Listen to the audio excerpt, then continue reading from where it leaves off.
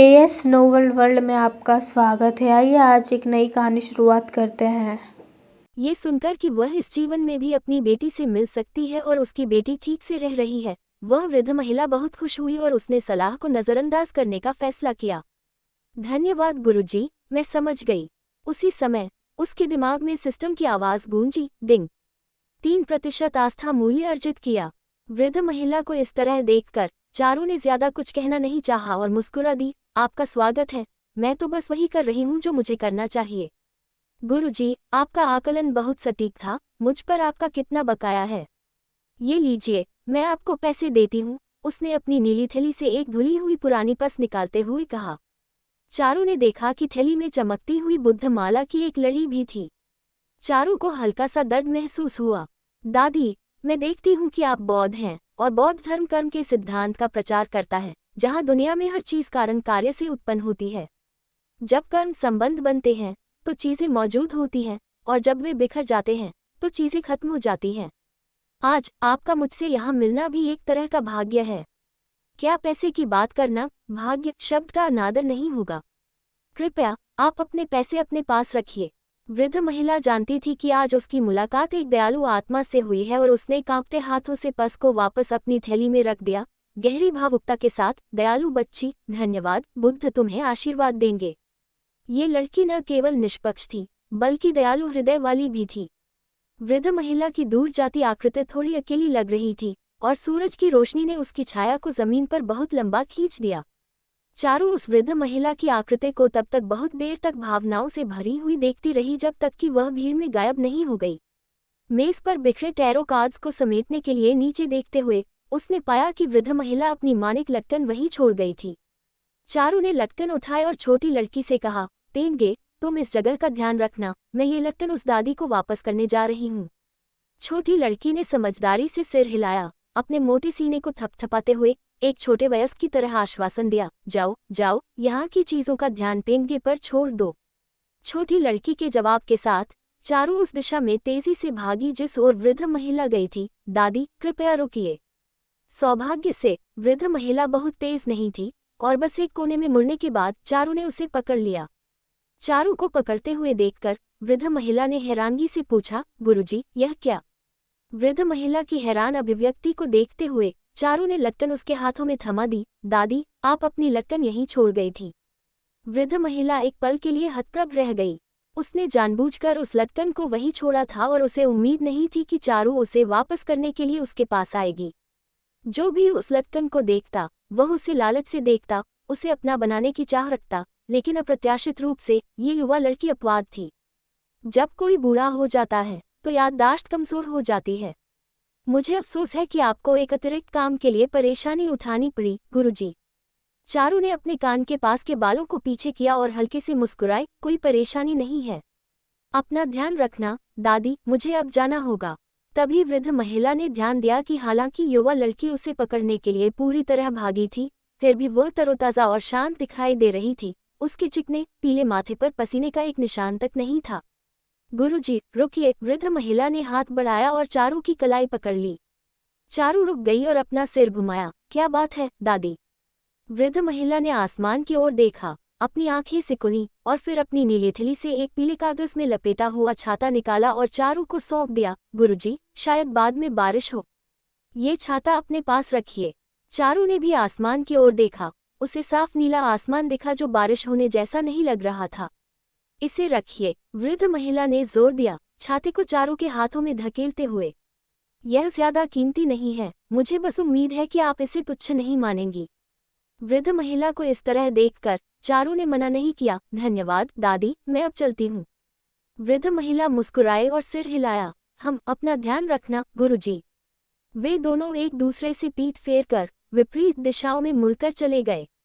जब चारू ने छाता पकड़ा तो उसने अपनी हथेली में एक ठंडी सनसनी महसूस की, बहुत आरामदायक।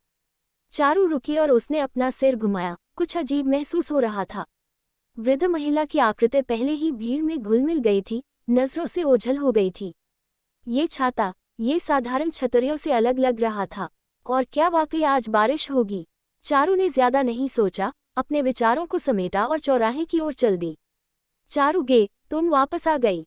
चारू को वापस आता देखकर छोटी लड़की ने तुरंत अपनी बाहें चौड़ी कर दी और खुद को उस पर फेंक दिया। पनीर, डबल रोटी, ब्रेड भी जमीन से उठा।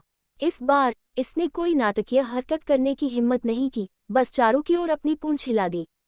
ये दृश्य ऐसा था मानो वह सैकड़ों साल से दूर रही हो। तारानकन, दूसरी जगह, राजधानी शहर के एक सेना परिसर में। रुद्रगे, जेहान अपने हाथ में एक कागज का टुकड़ा लेकर घर के अंदर भागा। बहुत उत्साहित दिख रहा था। मुझे मिल गया। ये पता चला कि वह चारू है। आने से पहले ही उनकी आवाजें आगे पहुंच गईं। कमरे के अंदर रुद्र ने अपनी भौहें हल्की सी सिकुड़ी और अपने हाथ में मौजूद ताश के पत्तों को अगल बगल रखी एक किताब के नीचे छिपा दिया। उसी समय एक जोरदार धमाके के साथ दरवाजा तेजी से खुल गया। रुद्र भाई, मैंने पता लगा लिया। जेहान ने अपने हाथ में पकड़े कागज के टुकड़े को बड़े उत्साह के साथ रुद्र की मेज पर दे मारा। ये सुनकर रुद्र ने दस्तावेजों के ढेर से धीरे से अपनी नजर ऊपर उठाई। तुम अपनी इस जल्दबाजी को कब सुधारोगे? अपने आप को देखो, तुम्हारे अंदर एक सिपाही का जरा भी अंदाज नहीं है। अरे भाई, रुद्र भाई। जेहान ने एक कुर्सी खींची और रुद्र के सामने बैठ गया। उसके चेहरे पर ऐसा भाव था मानो उसे कोई खजाना मिल गया हो। रुद्र भाई, तुम कभी अंदाजा नहीं लगा पाओगे कि मैंने क्या पता लगाया है। जेहान वही सख्त चेहरे वाला सैन्य अधिकारी था जिसने पिछली बार शांतियन क्लब में रुद्र के साथ एक मिशन को अंजाम दिया था। वह बिल्कुल भी सांवले रंग का नहीं था, बल्कि इसके विपरीत बहुत गोरा था, जिसकी मुखाकृति स्पष्ट और सुगठित थी, जो एक सिपाही जैसा बिल्कुल नहीं दिखता था। रुद्र ने उस पर ध्यान नहीं दिया और अपनी आंखें नीचे करके दस्तावेजों की समीक्षा पर ध्यान केंद्रित किया। अरे रुद्र भाई, जेहान ने रुद्र के हाथ से दस्तावेज छीन लिए और एक रहस्यमय अंदाज में कहा, क्या तुम सच में नहीं जानना चाहते कि मैंने क्या पता लगाया है? रुद्र ने उसकी ओर देखा और ठंडे लहजे में जवाब दिया, कोई दिलचस्पी नहीं है और जानना भी नहीं चाहता। इतना कहते हुए उसने जेहान के हाथ में रखे दस्तावेजों के लिए हाथ बढ़ाया। जेहान एक पंचर हुए गुब्बारे की तरह फुस हो गया। रुद्र भाई, तुम बिल्कुल बेरंग हो। तुम्हारे जैसे किसी व्यक्ति से बात करने में कोई मजा नहीं आता। तुम्हें याद है वह लड़की जिसने पिछली बार डिक को वश में करने में हमारी मदद की थी? मैंने उसकी पहचान का पता लगा लिया है। रुद्र की आंखें गहरी हो गईं, क्योंकि उसके मन में एक मुस्कुराती हुई सुंदरता की छवि खिल उठी। वह कौन है? रुद्र ने धीरे धीरे अपनी आंखें ऊपर उठाईं। उसकी गहरी नज़र अच्छी तरह से छिपी हुई थी। उसकी प्रभावशाली आवाज लगभग सामान्य लग रही थी। जेहान ने जोर से निगला, भाई, जब मैं तुम्हें बताऊंगा तो तुम्हें यकीनन विश्वास नहीं होगा। यहाँ तक कि उसे खुद भी प्रतिक्रिया देने में काफी समय लगा। उसने बार बार पुष्टि की, तभी उसने अपनी खोजी गई जानकारी पर विश्वास करने की हिम्मत की। रुद्र को उसके साथ अंदाजा लगाने का खेल खेलना पसंद नहीं था। उसने अपनी उंगली मेज पर थपथपाई और सीधे मुद्दे पर आया, बोलो।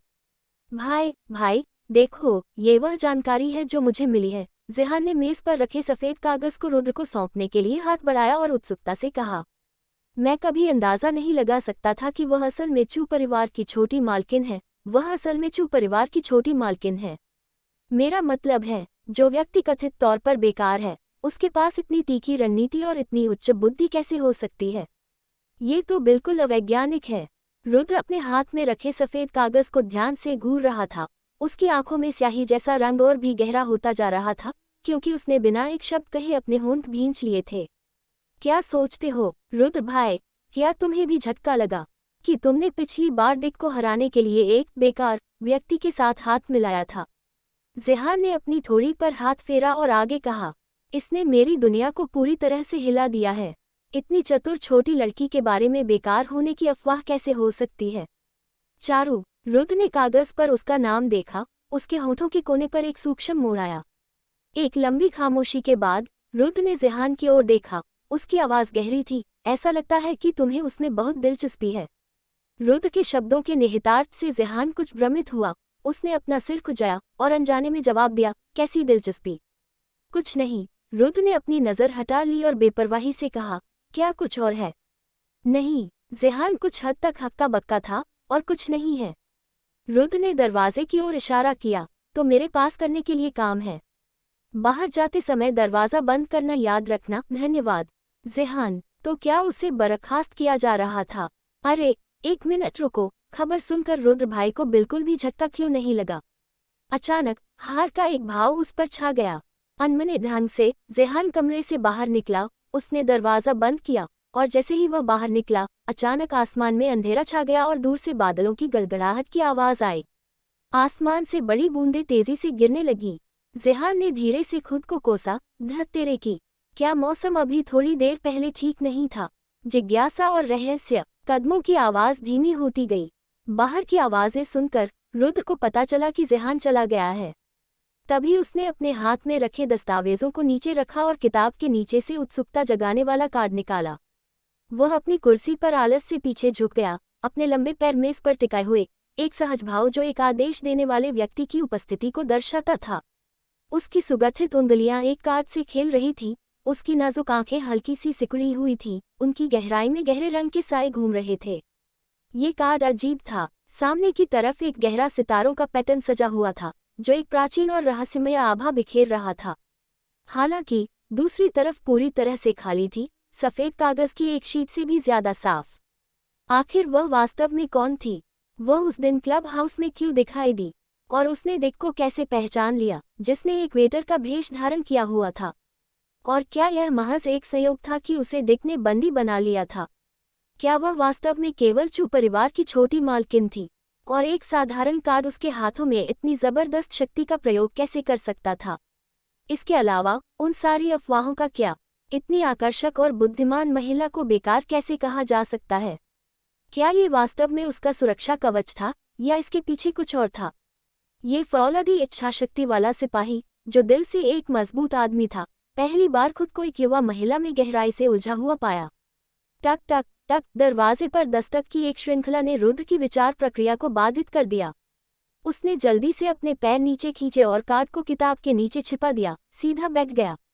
अंदर आइए छोटे, क्या तुम व्यस्त हो? गीत युआन एक मुस्कान के साथ एक शतरंज बोर्ड लिए हुए अंदर आए। पिताजी, रुद्र ने उन्हें देखकर अपनी सीट से उठकर कहा, आप यहाँ हैं? गीत युआन ने शतरंज बोर्ड को मेज पर रखा। अगर तुम ज्यादा व्यस्त नहीं हो तो पिताजी के साथ एक खेल क्यों नहीं खेलते? इतना कहते हुए गीत युआन ने तेजी से बोर्ड पर एक काला मोहरा रखा। ठीक है। रुद्र सीधा हुआ और बोर्ड पर रखने के लिए एक सफेद मोहरा उठाया। एक पल रुको, जैसे कि कुछ याद आ रहा हो। गीत युआन ने बोर्ड से दोनों मोहरों को उठाया और उन्हें वापस प्यालों में रख दिया, उनके प्यालों की स्थिति को बदल दिया। चलो बदल लेते हैं, मैं सफेद से खेलूंगा, तुम काले से। चलो पहले ही सहमत हो जाते हैं, ठीक है? तुम्हें मुझ पर आसानी दिखाने की अनुमति नहीं है, नटखट बच्चे। रुद्र ने अपनी नाक को छुआ। पिताजी, क्या आप इसे गंभीरता से ले रहे हैं? बेशक, तुम्हें आज मेरे साथ कुछ गंभीर खेल खेलने होंगे और मुझे बताओ, हिमस्खलन एवलांच का प्रभावी ढंग से उपयोग कैसे किया जाता है? मुझे उस युवा लड़की को किसी दिन पूरी तरह से हराना होगा। हिमस्खलन एवलांच को खेल को गेम की एक शुरुआती चाल का नाम है। इसने अपना नाम पहाड़ से नीचे फिसलते हुए हिमस्खलन जैसा दिखने के कारण कमाया। हालांकि इसकी उच्च जटिलता के कारण बहुत कम गो खिलाड़ी हिमस्खलन खेलना पसंद करते हैं। अगर वह हिमस्खलन में महारत हासिल कर सकता है तो वह निश्चित रूप से उस युवा लड़की को प्रभावित करेगा और उस पुराने व्यापारी को भी रोकेगा जो उसका मजाक उड़ाता है। तो रुद्र ने मुस्कुराते हुए कहा, क्या आपको अपनी टक्कर का कोई मिल गया है? गीत युआन ने हाँफते हुए कहा, क्या ये सच नहीं है? और सबसे बड़ी बात यह है कि जिसने मुझे हराया वह बस एक किशोरी है। क्या ये गलत नहीं है? रुद्र ने धीरे से बोर्ड पर एक मोहरा रखा, शायद वह एक रैंक वाली पेशेवर खिलाड़ी है। आपको इसके बारे में ज्यादा चिंता नहीं करनी चाहिए। नहीं, मैंने पूछताछ की। वह लड़की बस हाई स्कूल में अपनी सीनियर साल शुरू कर रही है, पेशेवर खिलाड़ी नहीं है। ओह, रुद्र की आंखों में आश्चर्य का एक निशान चमका। क्या ऐसा है? अगर वह पेशेवर खिलाड़ी नहीं है और फिर भी उसने आपको हरा दिया, तो वह वास्तव में कोई ऐसी व्यक्ति होगी जिसे कम नहीं आंका जा सकता। गीत युआन का गो कौशल वास्तव में बुरा नहीं था। एक शौकिया उत्साही के रूप में किसी के लिए उसे हराना दुर्लभ था। बिल्कुल, वह लड़की काफी जबरदस्त है। ये पहली बार है जब मैं गो में इतनी अच्छी किसी युवा लड़की से मिला हूँ, गीत युआन ने आगे कहा। मैंने उसके सामने तुम्हारी बड़ाई की, दावा किया कि तुम निश्चित रूप से उसे हरा सकते हो। तुम मुझे उस पुराने व्यापारी और लड़की के सामने शर्मिंदा नहीं होने दे सकते। रुद्र हंसा। पिताजी, हिमस्खलन ऐसी चीज नहीं है जिसे आप रातों रात समझ सके। जल्दबाजी सफलता की ओर नहीं ले जाएगी। गीत युआन ने थोड़ा परेशान होते हुए एक और मोहरा रखा, कहा, बस मुझे सार बताओ जो तुमने सीखा है, मुझे बस यही चाहिए। अगर तुम इससे सीख सकते हो तो क्या तुम कह रहे हो कि तुम्हारा बुरा आदमी नहीं सीख सकता? गीत युआन ने रुद्र पर एक नज़र डाली, अपने दिल में तैयार किए गए शब्दों का पूर्वाभ्यास कर रहा था। वह ऐसे बोला जैसे कि यूं ही कह रहा हो, वैसे इस बार वापस आने के दौरान क्या तुमने अन्य मामलों पर विचार करने के बारे में सोचा है? हर समय घर पर रहना बंद करो, एक युवा महिला की तरह कभी घर की दहलीज से बाहर कदम नहीं रखना। रुद्र बेशक गीत युआन के शब्दों के निहितार्थ को समझ गया और कुशलता से इस मुद्दे से बच निकला। देखिए आप कैसे बात कर रहे हैं पिताजी। क्या मैंने अभी अभी अंतर्राष्ट्रीय भगोड़े दिक को नहीं पकड़ा है? मेरे पास सैन्य चीजों का एक ढेर है जिस पर ध्यान देना है ना? गीत युआन ने थोड़ा दुखी होकर कहा, सैन्य सैन्य, तुम अपने खुद के मामलों के बारे में कब सोचोगे? इस दर पर उसे अपना पोता कब गोद में लेने को मिलेगा? अनभिज्ञता का नाटक करते हुए रुद्र ने जवाब दिया, मेरे अपने मामले? पिताजी, क्या मैं अच्छे स्वास्थ्य में नहीं हूँ? मेरे साथ क्या गलत हो सकता है? मेरे साथ भोला बनने की कोशिश मत करो।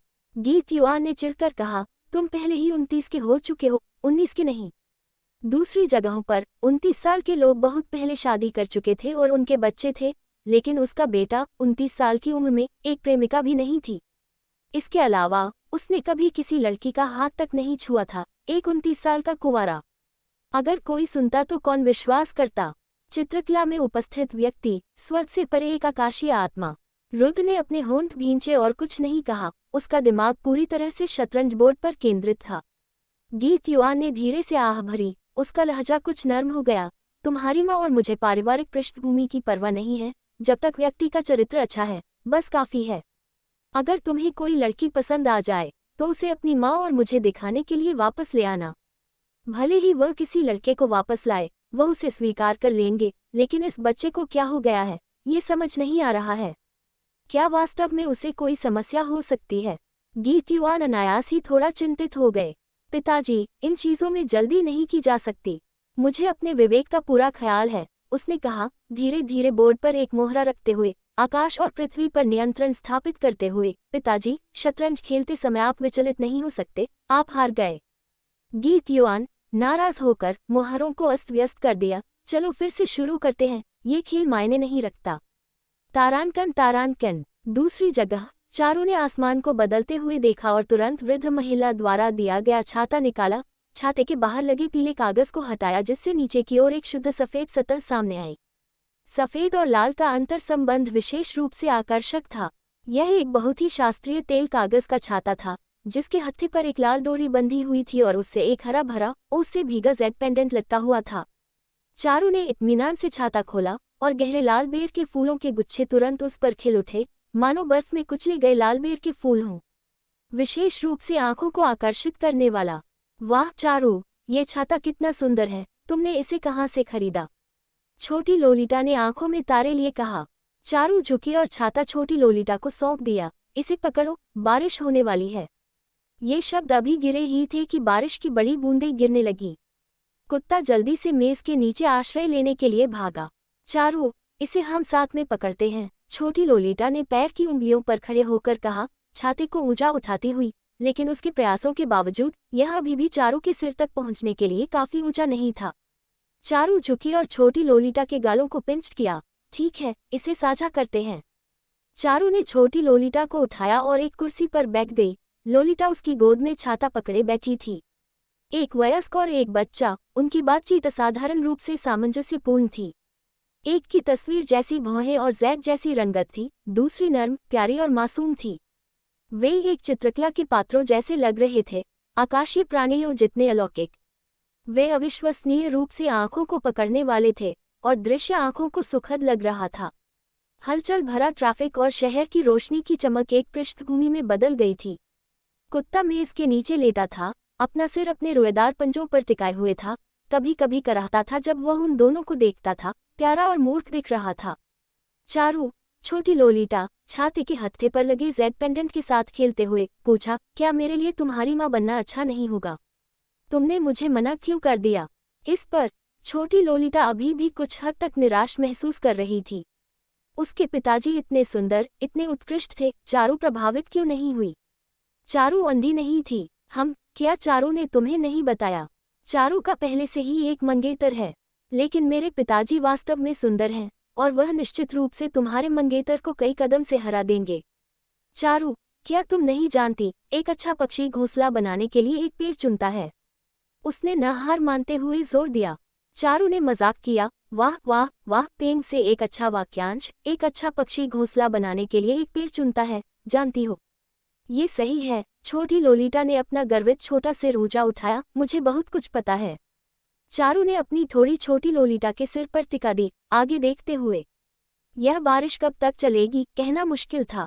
अप्रत्याशित रूप से उस वृद्ध महिला की भविष्यवाणी सच हो गई थी। बारिश लगातार बरस रही थी, यहाँ तक कि हवा का एक झोंका भी था जिसने बड़ी बूंदों को छाते पर जोर से टकराया, लेकिन उनके कपड़ों पर पानी का एक धब्बा भी नहीं लगा। उनके नीचे का कंक्रीट सूखा रहा। बारिश कितनी तेज हो रही है, एक तीखी पतली महिला की आवाज अचानक हवा में भर गई, जैसे कि कसकर बंद वोकल कॉर्ड से निचुड़ी गई हो। अरे छोटी लड़की, इतनी तेज बारिश में तुम अंदर आकर आश्रय क्यों नहीं लेती? सम्राट को एक उपाधि के लिए पूछना। चारू ने अनजाने में ऊपर देखा, सिर्फ ये देखने के लिए कि पास आने वाली महिला असाधारण रूप से युवा थी। वह बहुत लंबी थी, उसकी पतली और आकर्षक आकृति एक काले रंग की पोशाक में लिपटी हुई थी। उसके नयन नक्श उज्ज्वल और सुंदर थे, बड़ी आंखें, ऊंची नाक का पुल, एक वी आकार का चेहरा और एक नुकीली ठोड़ी, जिससे एक तथाकथित नागिन आत्मा चेहरे का आभास होता था। हालांकि वह मुस्कुरा रही थी, लेकिन उन मोहक आंखों में कम ही गर्माहट थी। सौभाग्य से उसकी भौहें और आंखें दयालु लग रही थीं, और उसके आसपास एक हल्की बैंगनी आभा छाई हुई थी, जो ये सुझाव देती थी कि उसने कई अच्छे कर्म किए होंगे। ये स्पष्ट था कि वह कोई ऐसी व्यक्ति थी जिसे उसके पुण्य कर्मों से आशीर्वाद मिला था। ऐसे लोगों की उपस्थिति में चारू हमेशा उनके साथ शिष्टता से पेश आती थी। नमस्ते महोदय, चारू ने मुस्कान के साथ उनका अभिवादन किया। उसके मुंह के किनारों पर 2 उथले गद्दे दिखाई दिए। क्या मैं बैठ सकती हूँ? महिला ने हल्के से मुस्कुराते हुए पूछा, हालांकि जवाब मिलने से पहले ही वह चारू के सामने की सीट पर बैठ रही थी। छोटी लड़की ने चारू की गर्दन को कसकर गले लगाया और उसके कान में फुसफुसाया, चारू, मुझे यह आंटी बिल्कुल पसंद नहीं है, उससे बहुत बुरी बदबू आ रही है। छोटी लड़की की आवाज धीमी नहीं थी, महिला निश्चित रूप से उसे सुन सकती थी। चारू ने थोड़ी असहजता से छोटी लड़की की पीठ थपथपाई और महिला की ओर क्षमा याचना भरी मुस्कान के साथ देखा, मुझे माफ करना, बच्चे नासमझ होते हैं, कृपया इसे दिल पर न लें। महिला को कोई आपत्ति नहीं हुई, उसकी मुस्कान चेहरे पर बनी रही क्योंकि उसने कहा, कोई बात नहीं, बच्चा काफी प्यारा है। क्या ये तुम्हारी छोटी बहन है? चारू बोलने ही वाली थी, लेकिन छोटी लड़की ने पहले ही बीच में टोक दिया, आंटी, यह मेरी माँ है। इतना कहते हुए उसने चारू के गाल पर चुम्मा लिया, अपना अधिकार जताते हुए। चारू, ये किसका आवारा बच्चा है? वह इतनी सहज कैसे हो सकती है? अरे, महिला ने कुछ आश्चर्य से कहा, ये तुम्हारी बच्ची है। इस साल तुम्हारी उम्र कितनी है? चारू शर्माते हुए मुस्कुराए, महिला भी मुस्कुराए, एक ऐसी अभिव्यक्ति के साथ जो कहती थी, मैं समझ गई, मैं समझ गई, मैं सब कुछ समझ गई। चारू, नहीं, तुम नहीं समझी हो। छोटी लड़की, क्या तुम्हें लगता है कि आंटी सुंदर है? महिला ने छोटी लड़की के गालों को चिमटी से पकड़ने की कोशिश की। जैसे ही उसका हाथ छोटी लड़की के गाल को छूने वाला था, छोटी लड़की ने तेजी से अपना सिर घुमाया, महिला की उंगलियों से बचते हुए। और सीधे तौर पर छोटी लड़की ने कहा, आंटी, तुम बिल्कुल भी सुंदर नहीं हो। महिला को गुस्सा नहीं आया, उसकी मुस्कान चेहरे पर बनी रही क्योंकि उसने पूछना जारी रखा, छोटी लड़की, क्या तुम जानती हो कि आज इतनी तेज बारिश क्यों हो रही है? क्या ऐसा इसलिए है क्योंकि आसमान में कोई ड्रैगन उड़ रहा है? कौन सा ड्रैगन? छोटी लड़की की बड़ी आंखें घूम गईं। ऐसा इसलिए है क्योंकि सूरज अंकल बहुत गर्म है और नहाना चाहते हैं, इसलिए बारिश हो रही है। आंटी, तुम कितनी अजीब बातें करती हो। आसमान में उड़ने वाला ड्रैगन, सच में? इस आंटी में जरूर कुछ गड़बड़ होगी। एक बड़ी हो चुकी महिला अभी भी पौराणिक कथाओं के प्रति जुनूनी है। वह तो 3 साल की उम्र में ही इनसे आगे निकल चुकी थी। ये सुनकर महिला का चेहरा काफी असुखद हो गया। छोटी लड़की, ड्रैगन गोल्डन ड्रैगन है, तुम जानती हो, वह जो हवा बुला सकता है और बारिश करवा सकता है और 9 आकाशों के ऊपर उड़ सकता है। जरा सोचो, अगर आसमान में ऐसा करने के लिए कोई गोल्डन ड्रैगन नहीं होता, तो क्या मानवता बहुत पहले ही नष्ट नहीं हो जाती?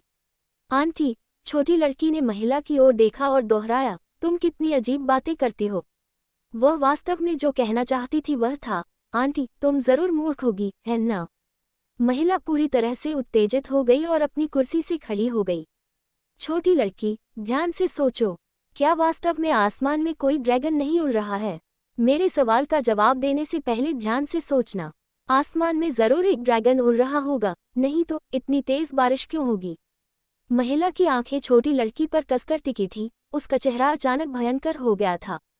उसकी आंखों और भौहों में उत्सुकता भरी थी और आशा की एक हल्की सी झलक भी थी। वह छोटी लड़की के जवाब का इंतजार कर रही थी। चारू ने अपनी आंखें हल्की सी सिकुड़ी। इस महिला का व्यवहार काफी असामान्य था। क्या आसमान में ड्रैगन का अस्तित्व वास्तव में उसके लिए इतना महत्वपूर्ण था? राज्याभिषेक के लिए याचिका अध्याय।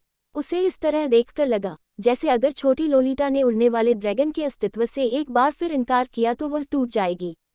आसमान में एक उड़ने वाला ड्रैगन है। चारू ने अपनी आंखें हल्की सी सिकुड़ी। उसके मन में अचानक जियाओ ड्रैगन शब्द उभरा। सभी जियाओ ड्रैगन सच्चे ड्रैगन बनने के लिए परिवर्तन की अवस्था में होते हैं। एक जियाओ एक महान सांप है जिसने चेतना प्राप्त करने के लिए पहाड़ों में हजारों वर्षों तक तपस्या की है। ऐसी लोक कथाएं हैं। ड्रैगन में बदलने से पहले एक जियाओ को स्वर्गीय बिजली और आग के 3 क्लेशों को सहना पड़ता है। बहुत कम प्राणी इन क्लेशों से सुरक्षित रूप से गुजर पाते हैं, और अगर वे गुजर भी जाते हैं तो अधिकांश अंतिम परीक्षा में असफल हो जाते हैं। इस अंतिम परीक्षा को जियाओ के लिए अधिदेश मांगना के रूप में जाना जाता है। जियाओ के लिए अधिदेश मांगना का अर्थ है कि जियाओ भाग्य के व्यक्ति को खोजने के लिए पहाड़ से उतरता है। भाग्य के व्यक्ति को जियाओ को एक ड्रैगन घोषित करने और इसके बारे में अच्छी तरह से बोलने देना। अगर वह व्यक्ति कहता है, वाह कितना शानदार ड्रैगन है, जियाओ तुरंत एक गोल्डन ड्रैगन में बदल जाता है जो 9 आकाशों के ऊपर उड़ता है, नीले सागर में उछलता है, ड्रैगन गेट से छलांग लगाता है और दुनिया में शांति लाता है। उसके बाद भाग्य का व्यक्ति और उसके वंशज ड्रैगन की आभा से धन्य होंगे, अनंत सौभाग्य का आनंद लेंगे, कपड़े या भोजन की चिंता के बिना रहेंगे और धन और सम्मान में आनंद लेंगे। लेकिन अगर वह व्यक्ति कहता है, वाह कितना विशाल सांप है, जियाओ क्लेश में असफल हो जाता है। न केवल अपनी हजारों वर्षों की तपस्या को एक पल में नष्ट कर देता है, बल्कि स्वर्गीय ताओ की सजा के तहत राख की तरह बिखर जाता है।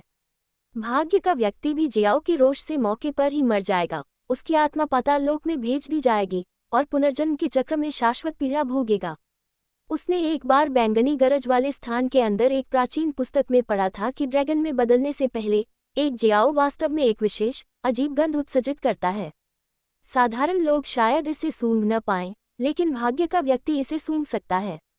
एक बार जब वह सफलतापूर्वक ड्रैगन में बदल जाता है तो वह अजीब गंध ड्रैगन की आभा में बदल जाएगी। क्या ये हो सकता है कि उन्हें पौराणिक जियाओ के लिए अधिदेश मांगना का सामना करना पड़ा हो? ये सोचते हुए चारू की आंखें सिकुड़ गईं और उसने तुरंत छोटी लोलिटा का मुंह ढक दिया, इस डर से कि वह कुछ ऐसा कह देगी जिससे जियाओ अप्रसन्न हो जाए, जियाओ को उसके क्लेश में असफल होने और रोष पालने का कारण बने। फिर वह छोटी लोलिटा के कान के पास झुकी और एक ऐसी आवाज में कहा जिसे केवल वे दोनों ही सुन सकते थे, पेंगे आंटी को बताओ कि आसमान में एक उड़ने वाला ड्रैगन है। छोटी लोलिटा ने कुछ भ्रमित होकर चारू को देखा। हालांकि वह नहीं समझ पाई कि चारू ऐसी बात क्यों कह रही है। ये देखकर कि चारू कितनी गंभीर दिख रही थी, यह आंटी के लिए महत्वपूर्ण होना चाहिए। इसलिए चारू के शब्दों को दोहराते हुए उसने अपना सिर महिला की ओर घुमाया और धीरे से कहा, आंटी, आसमान में एक उड़ने वाला ड्रैगन है और यह बारिश उड़ने वाले ड्रैगन की है ना? हालांकि उसने ऐसा कहा, वह अंदर ही अंदर हंस रही थी कि आंटी कितनी नासमझ थी। इस उम्र में भी एक बच्चे से सांत्वना देने की जरूरत थी। वास्तव में कुछ लोग बहुत चिंताजनक होते हैं। महिला ने खुशी से सिर हिलाया, हाँ हाँ धन्यवाद धन्यवाद, ये लो, ये तुम्हारे लिए है। महिला ने अपना छाता मोड़ा और उसे अपने सामने मेज पर रखा, जो हवा और बारिश के बावजूद सूखा रहा और बारिश से अछूता रहा। जैसे ही उसने अपनी बात पूरी की, काले रंग की पोशाक में महिला एक गोल्डन ड्रैगन में बदल गई। एक लंबी चीख के साथ वह सुनहरी रोशनी से चमका, शुभता और राजसी तेज बिखेरता हुआ। उनके सिर के ऊपर 3 बार चक्कर लगाने के बाद वह बादलों के सागर में लुढ़का और कूदा और जल्दी ही नजरों से ओझल हो गया। छोटी लोलिटा हैरान थी, वाह वाह वाह के उद्गार जारी कर रही थी, मुश्किल से अपनी आंखों पर विश्वास कर पा रही थी। तो सच में ड्रैगन होते हैं, और यह ड्रैगन कितना सुंदर है। बारिश थम गई, हवा रुक गई, सूरज बादलों के पीछे से डरते हुए झांका पृथ्वी पर एक सुनहरी चमक डाल रहा था, शांति और निर्मलता का दृश्य ला रहा था। हवा बारिश के बाद मिट्टी की ताज़ी प्राकृतिक गंध से भरी हुई थी, जिससे किसी का मन हल्का हो जाता था। मेज पर रखा काला छाता किसी तरह एक सुनहरे पंखे में बदल गया था। सूरज की रोशनी में पंखा चकाचौंध कर रहा था। पंखा एक वयस्क की हथेली के आकार का था और एक छोटा सफेद मोती हत्थे से लटक रहा था। अगर कोई ध्यान से देखता तो वह पाता कि पंखा ड्रैगन स्केल्स के आकार का था। चारू ने तेल कागज का छाता रख दिया। छोटी लोलीटा तुरंत उससे उछलकर नीचे उतरी और मेज पर रखे पंखे के लिए हाथ बढ़ाया। चारू, छाता पंखे में कैसे बदल गया? चारू भी हैरान थी। एक पूरी तरह से अच्छा काला छाता एक सुनहरे पंखे में कैसे बदल गया?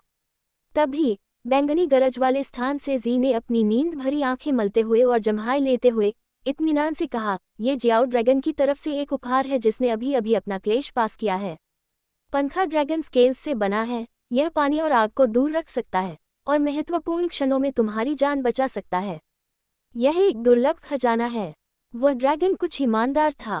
फिर उसने आगे कहा, चारू, मैं अपनी झपकी में सो गई हूँ, तुम मेरी लेवलिंग में कब मदद करोगी? चारू ने एक भौं उठाए, तुम्हें इतने लंबे समय तक सोने के लिए किसने कहा था? हम आज रात इसके बारे में बात करेंगे। जी ने सूरजमुखी के बीज का एक मुट्ठी भर लिया, उन्हें चटकाते हुए कहा, ठीक है, मैं तुम्हें आज रात बाद में याद दिलाऊंगी। चारू, छोटी लोलीटा ने ये देखकर कि चारू ने एक शब्द भी नहीं कहा था, उसकी आस्तीन खींची। चारू खुद पर वापस आए और थोड़ी झुकी, छोटी लोलीटा के गाल को चिमटी से पकड़ते हुए, यह आंटी की तरफ से तुम्हारे लिए एक उपहार है। इसका अच्छे से ध्यान रखना। ये पंखा एक खजाना है और बहुत कीमती है। छोटी लोलीटा ने एक पल के लिए सोचा, फिर पंखा चारू को पेश किया। चारू, तो मैं ये तुम्हें दे दूंगी। मेरे परिवार में पहले से ही बहुत सारे खजाने हैं। आखिरकार, जैसा कि वे टीवी पर कहते हैं, इसे किसी का पक्ष जीतना कहा जाता है। चारू द्वारा उसका उपहार स्वीकार करने के बाद वह उसकी हो जाएगी। हालांकि उसे पंखा पसंद था, लेकिन उसे चारू और भी ज्यादा पसंद थी।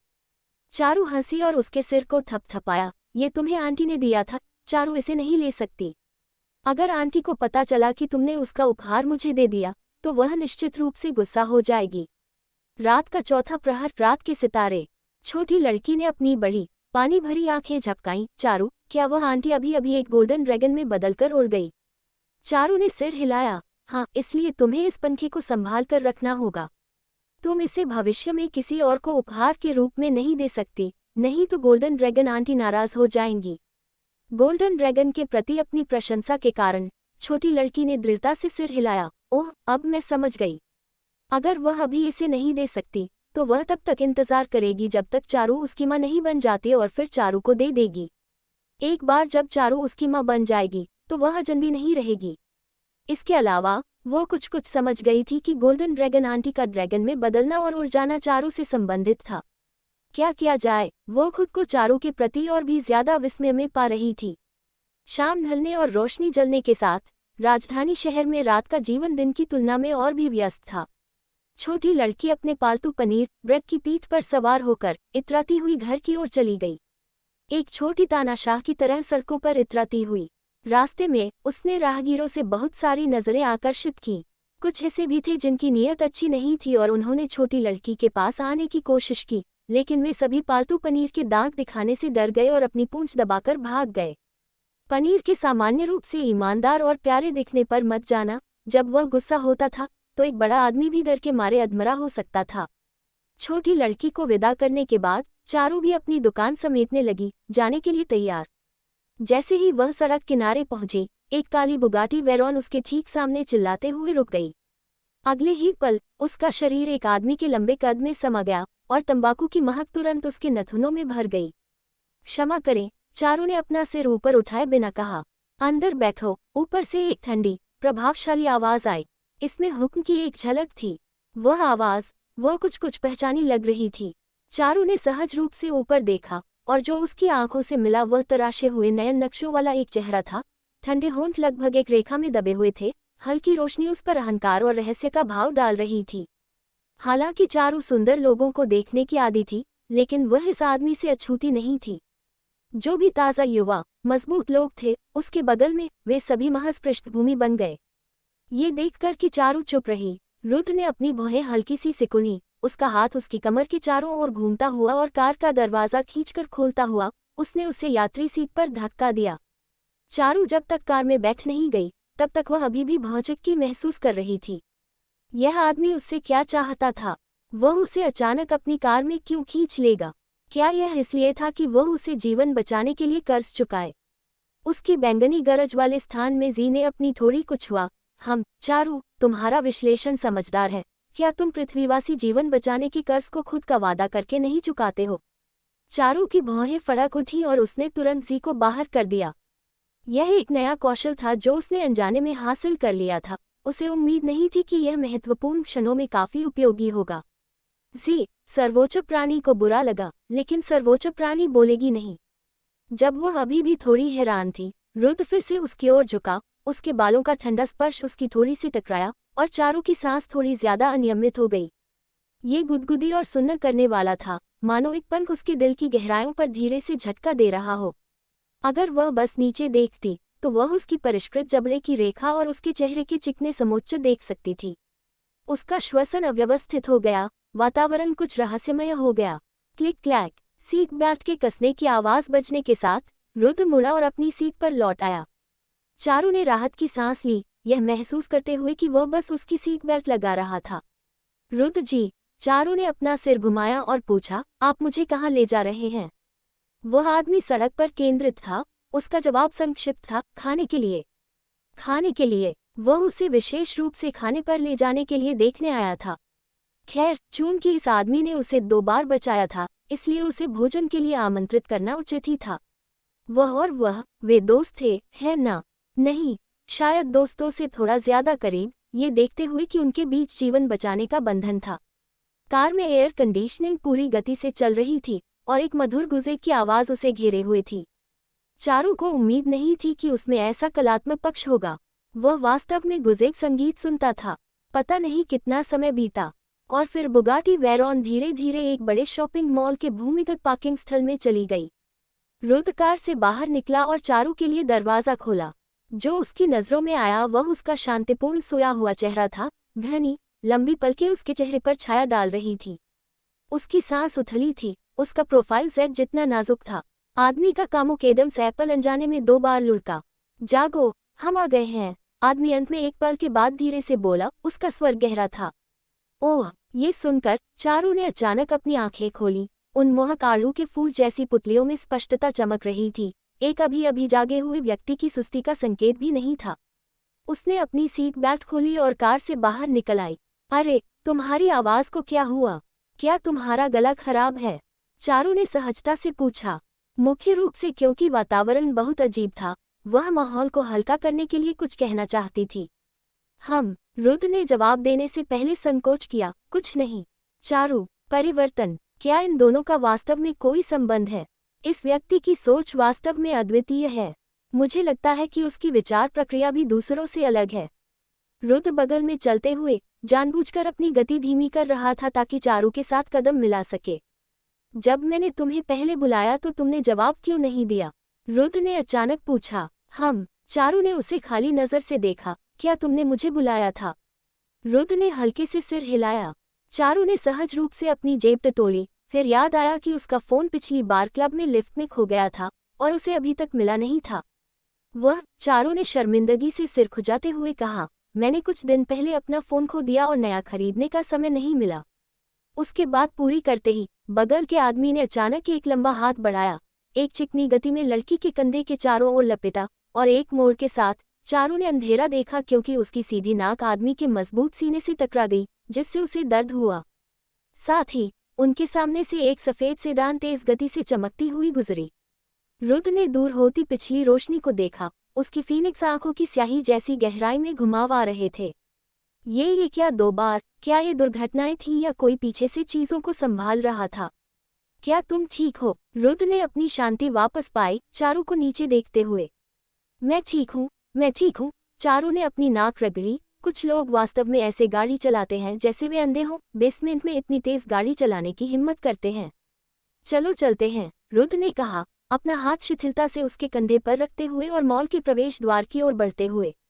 उससे एक अंतहीन गर्मी विकीर्ण होती महसूस करके रुद्र की पहले से सिकुड़ी हुई भौहें धीरे धीरे शिथिल होने लगी।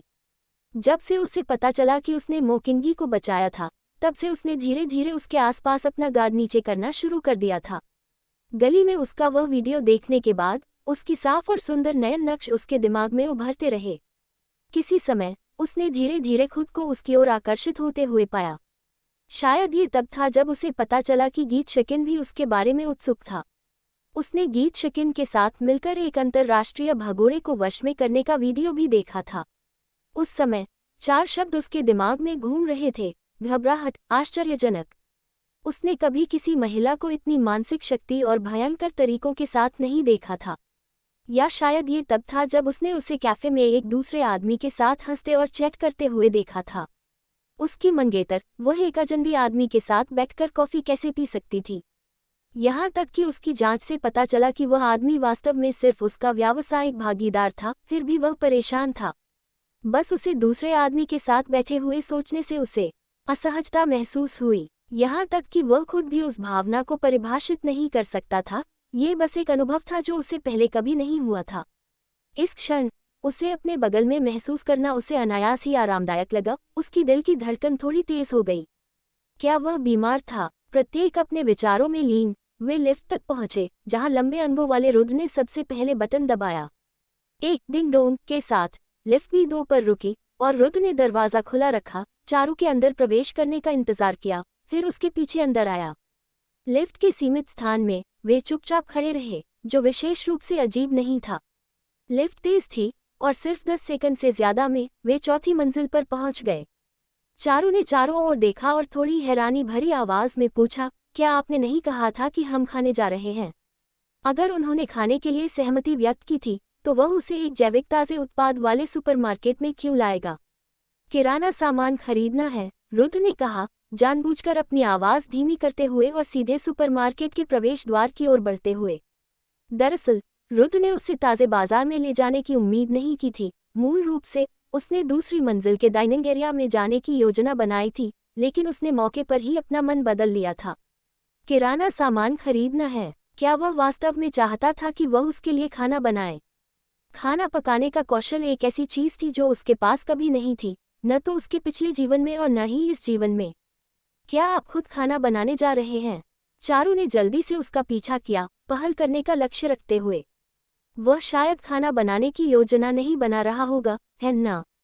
चारू के मन में इस संयमित और शांत आदमी को खाना पकाने की गंध से भरी रसोई से जोड़ना मुश्किल था। ऐसा गर्वित आदमी एक कार्यालय में बैठा होना चाहिए, बाजार पर हावी होते हुए, किस्मत बदलते हुए और दुनिया को नीचे देखते हुए। रुद्र ने एक शॉपिंग कार्ट पकड़ा। उसकी अभिव्यक्ति अपरिवर्तित थी। घर पर एक आंटी है। ओह! चारू ने सिर हिलाया और उसके पीछे चली गई, एक चूहे की तरह शांत। किराना खरीदारी। दूसरा अपडेट ऑफ टॉपिक। दरअसल रुद्र जी का भी ये पहला अवसर था जब उन्होंने किसी ताज़े भोजन के सुपरमार्केट में कदम रखा और पहली बार उन्होंने व्यक्तिगत रूप से किराना सामान खरीदा। ये भोजन का समय था, लेकिन सुपरमार्केट में ज्यादा लोग नहीं थे। आप क्या खाना पसंद करेगी? मछली, झींगा या केकड़ा? रुद्र सी फूड सेक्शन में खड़े होकर अपने सामने रखे झींगे और मछली को देखते हुए चारों की राय पूछते हुए बोला, हम झींगा लेते हैं, हालांकि यह केकड़ा भी काफी अच्छा दिख रहा है।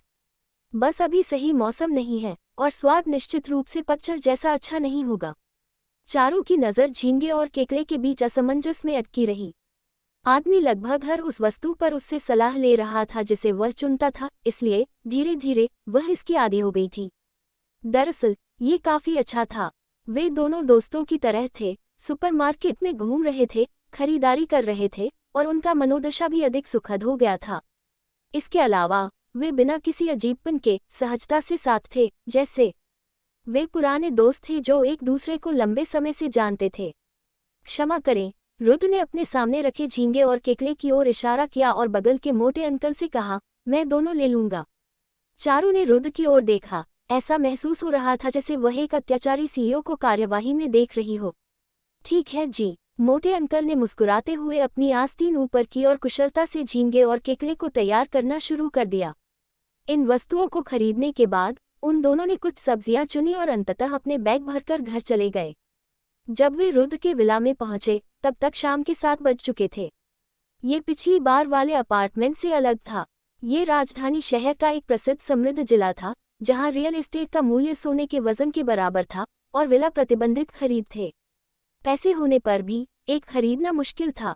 दरवाजा एक थोड़ी मोटी मध्यम आयु वर्ग की महिला ने खोला, गर्मजोशी से मुस्कुराते हुए। उसके नए नक्श दयालु और परोपकारी थे। साहब, आप वापस आ गए।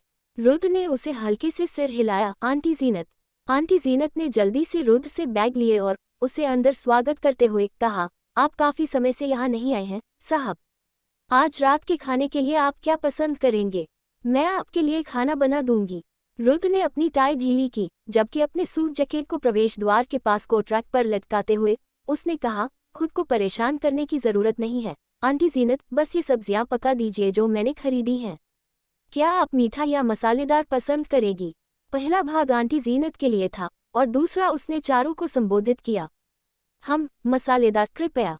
एक साफ मधुर महिला की आवाज हवा में भर गई। तभी आंटी जीनत ने विला में अपरिचित उपस्थिति पर ध्यान दिया। इतने सालों से यहाँ काम करते हुए ये पहली बार था जब उन्होंने सज्जन को एक महिला को घर लाते हुए देखा था।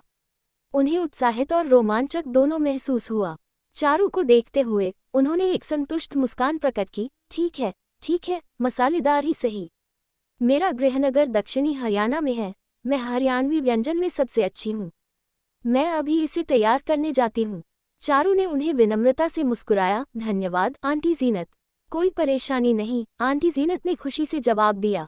इसके साथ वह बैग लेकर रसोई में प्रवेश कर गई। सज्जन ने आखिरकार रोशनी देखी थी। भले ही यही युवती युवा दिखती थी, उसका एक मनभावन चेहरा था। न केवल उसके स्पष्ट और अलग नयन नक्श थे और आंखें मानो पेंट की हुई थी, बल्कि उसका एक उत्कृष्ट व्यवहार भी था और वह सुशिक्षित थी। वह स्पष्ट रूप से एक प्रतिष्ठित परिवार से आई थी। सज्जन के बगल में खड़े होकर वे वास्तव में एक अच्छी तरह से मेल खाने वाला जोड़ा लग रहे थे। रुद्र ने चारू को लिविंग रूम में ले गया। यहाँ बैठिए, मैं आपके लिए कुछ पानी लाता हूँ।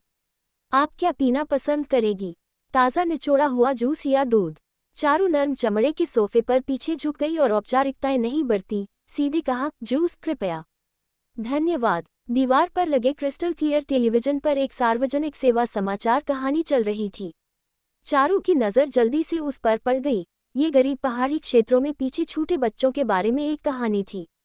धन और विशेषाधिकार के परिवार में पैदा होने के कारण ये पहली बार था जब उसने जाना कि भारत के पहाड़ी क्षेत्रों में ऐसे गरीब और दयनीय स्थान थे। यहाँ तक कि दिन में 3 बार का भोजन भी तरसने लायक विलासिता बन गया था। बच्चों की आंखों में पवित्रता और ज्ञान की लालसा ने उसे गहराई से छुआ। अंदर ऐसा महसूस हुआ जैसे कुछ उलट गया हो, सभी प्रकार की भावनाओं का मिश्रण। अपने पिछले जीवन में उसने अपना सारा दिल विहान को समर्पित कर दिया था, बाहर की बदलती दुनिया पर कभी ध्यान नहीं दिया। ये पता चला कि कुछ के लिए दुनिया स्वर्ग थी, फिर भी दूसरों के लिए ये नर्क थी। खबर लंबी नहीं थी, बस कुछ छोटे मिनट। अंत तक बैंक खाता संख्याओं की एक श्रृंखला उसके दिमाग में गहराई से अंकित हो गई। जैसे ही स्क्रीन बदली, यह एक हल्के फुल्के और विनोदी विविधता शो में बदल गई। टीवी पर लोग चमकीले कपड़े पहने हुए थे और तेज दिख रहे थे, जो अभी दिखाए गए दृश्यों के साथ एक तीव्र विपरीत बना रहे थे। तभी एक आकृति उसके सामने रुक गई। आदमी ने उसे संतरे का जूस दिया और उसकी आंखों में नमी का संकेत देखकर उसने पूछा, क्या बात है? चारू ने संतरे का जूस लिया और उसके होंठों पर एक तेज मुस्कान आई। कुछ नहीं, मैं बस थोड़ी थकी हुई हूँ। इतना कहते हुए उसने अपनी आंखें रगड़ने के लिए हाथ उठाया, ये दर्शाते हुए कि वह वास्तव में बहुत थकी हुई थी। रुद्र ने एक हल्की आह भरी, उसके बालों को सुझाने की इच्छा को दबाते हुए, मुझे कुछ काम है और मैं थोड़ी देर के लिए बाहर जाऊंगा। तुम यहाँ टीवी देख सकती हो और अगर तुम ऊब जाती हो तो अध्ययन कक्ष में एक कंप्यूटर है। मैं तुरंत वापस आऊंगा। चारू ने आज्ञाकारी ढंग से सिर हिलाया। ठीक है, आप जाए, मेरी चिंता मत कीजिए। जैसे ही वह दरवाजे पर पहुंचा, रुद्र रुक गया जैसे उसे कुछ याद आया हो। पीछे मुड़ा, अपनी जेब से अपना मोबाइल फोन निकाला और इसे चारू के हाथ में रखा। कोई पासवर्ड नहीं है, बेझिझक जो भी गेम आपको पसंद हो डाउनलोड कर सकती हैं। ये कहने के बाद उसने चारू की प्रतिक्रिया का इंतजार नहीं किया और जाने के लिए मुड़ गया। चारू ने अपने हाथ में काले मोबाइल फोन को देखा, जो छूने पर अभी भी थोड़ा ठंडा था, और पल भर के लिए हैरान रह गई। क्या किसी और को फोन जैसी व्यक्तिगत वस्तु का इतनी सहजता से उपयोग करने देना वास्तव में ठीक है? तभी बाहर से घंटी बजी। आंटी जीनत, जो खाना बनाने में व्यस्त थी, दरवाज़ा खोलने के लिए अपना करछूल नीचे रखने ही वाली थी, लेकिन चारू ने उसे रोक दिया। आंटी जीनत, मुझे जाने दो, तुम व्यस्त हो। आंटी जीनत ने अपना करछूल नीचे रखा। मुझे जाना चाहिए, आप हमारी मेहमान हैं, हम आपको दरवाज़ा खोलने की परेशानी कैसे दे सकते हैं? चारू ने शरारत से जवाब दिया, मुस्कुराते हुए, कोई परेशानी नहीं है, मैं जाऊंगी। आप अपने खाना पकाने पर ध्यान दें, नहीं तो अगर पकवान जल गया तो मुझे एक बुरी समीक्षा छोड़नी पड़ सकती है। उसकी जिद देखकर आंटी जीनत ने और जोर नहीं दिया। ठीक है, तो हम आपको परेशान करेंगे। आंटी जीनत ने वास्तव में चारू को घर की भविष्य की मालकिन के रूप में माना, इसलिए जब उन्होंने उससे बात की तो उन्होंने विनम्र भाषा का इस्तेमाल किया। चारू दरवाज़ा खोलने के लिए दौड़ी। जैसे ही दरवाज़ा खुला, एक असंतुष्ट आवाज़ आई, माँ, आपने दरवाजे का जवाब देने में इतना समय क्यों लगाया? मैं हमेशा से इंतज़ार कर रही हूँ, मेरे पैर दुख रहे हैं। जैसे ही युवा महिला ने ऊपर देखा, उसके शब्द अचानक रुक गए और उसकी मुस्कान उसके चेहरे पर जम गई। तुम कौन हो? युवा महिला की आवाज़ सतर्कता से भरी हुई थी। क्या वह विला के लिए काम पर रखी गई नई नौकरानी हो सकती है? असंस्कारी व्यवहार। चारू ने उसे देखकर मुस्कुराया, पहले अंदर आ जाओ। युवा महिला ने उसे जल्दी से ऊपर से नीचे तक देखा, फिर अपना बैग और कोट उतारा और उन्हें चारू के हाथों में थमा दिया। फिर उसने अपनी थोड़ी ऊपर उठाए और अपनी नाक हवा में रखते हुए घर में चली गई, मानो वह विला की मालकिन हो। ये काफी स्पष्ट था कि उसने चारू को विला की नौकरानी समझ लिया था। चारू नाराज नहीं हुई, उसने सहजता से सामान को प्रवेश द्वार के पास रैक पर रख दिया। आखिरकार ये तो बस एक उंगली उठाने की बात थी, उसके स्तर तक झुकने की कोई जरूरत नहीं थी। जैसे ही चारू लिविंग रूम में बैठने वाली थी, युवा महिला ने फिर से कहा, जाओ, मेरे लिए एक ड्रिंक लाओ और बर्फ डालना याद रखना, मैं पूरे दिन के बाद प्यास से मर रही हूँ। चारू ने ज्यादा नहीं सोचा, हल्के से सिर हिलाया, ठीक है, बस एक पल। वह आखिरकार एक मेहमान थी, उसे नाराज करने का कोई मतलब नहीं था। लिविंग रूम विशाल और ओपन प्लान था और चारू ने एक नज़र में बार पर रखे पे को पकड़ लिया। उसने एक साफ गिलास लिया, युवा महिला के लिए संतरे का जूस का एक गिलास डाला और उसे सौंप दिया। ये देखकर कि चारू कितनी आज्ञाकारी थी, युवा महिला को और भी ज्यादा विश्वास हो गया कि चारू नई नौकरानी थी। मन ही मन वह चारू को और भी ज्यादा कम आंकने लगी। इतना सुंदर होने का क्या फायदा है? अंत में जितनी युवा वह है, उसे दूसरों की गुलाम बनकर सेवा करनी पड़ती है। शायद उसने अभी तक जूनियर हाई भी पास नहीं किया होगा, मुझे लगता है। निश्चित रूप से गांव की कोई गरीब लड़की जिसने दुनिया नहीं देखी है। ऐसे विचारों ने उसे श्रेष्ठता का एक तत्काल भाव दिया। इसके अलावा वह हमेशा उन लड़कियों के प्रति एक अकारण शत्रुता महसूस करती थी जो उससे ज्यादा सुंदर होती थी। ऐसा महसूस होता था जैसे किसी ने वह छीन लिया हो जो उसका होना चाहिए था। उसी क्षण युवा महिला का फोन बजा और उसने जल्दी से जवाब दिया। मुझे नहीं पता कि दूसरी तरफ क्या कहा गया था, लेकिन महिला ने तुरंत शिकायत की, तुम्हें कोई अंदाजा नहीं है कि हमारा सी विश्वविद्यालय कितना पागल है। ये लगभग सीनियर साल है और शेड्यूल अभी भी इतना ठसाठस है। काश मैंने सी विश्वविद्यालय को कभी नहीं चुना होता। और हर दिन क्लब गतिविधियां, मिक्स और न जाने क्या क्या। युवा महिला ने शिकायत की, जबकि आंख के कोने से चारू को देखती रही। चारू सोफे पर बैठी थी, एक टेलीविजन शो में मग्न थी, महिला के शब्दों से बेखबर लग रही थी, उसके चेहरे पर एक हल्की मुस्कान थी।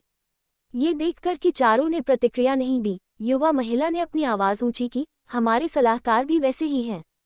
मुझे बताओ, अब जब ये जूनियर साल है तो ये सब करने का क्या मतलब है? मुझे सी विश्वविद्यालय चुनने का अफसोस है। उसने जानबूझकर सी विश्वविद्यालय पर जोर देते हुए चारू की प्रतिक्रिया पर नजर रखी, और उसकी बातचीत सी विश्वविद्यालय के उल्लेखों से भरी हुई थी। दुर्भाग्य से चारू के चेहरे पर अभी भी वह अभिव्यक्ति नहीं आई जो युवा महिला देखना चाहती थी। क्या यह अजीब नहीं है? क्या वह सी विश्वविद्यालय के बारे में नहीं जानती? सी विश्वविद्यालय राजधानी शहर में एक प्रसिद्ध विश्वविद्यालय है।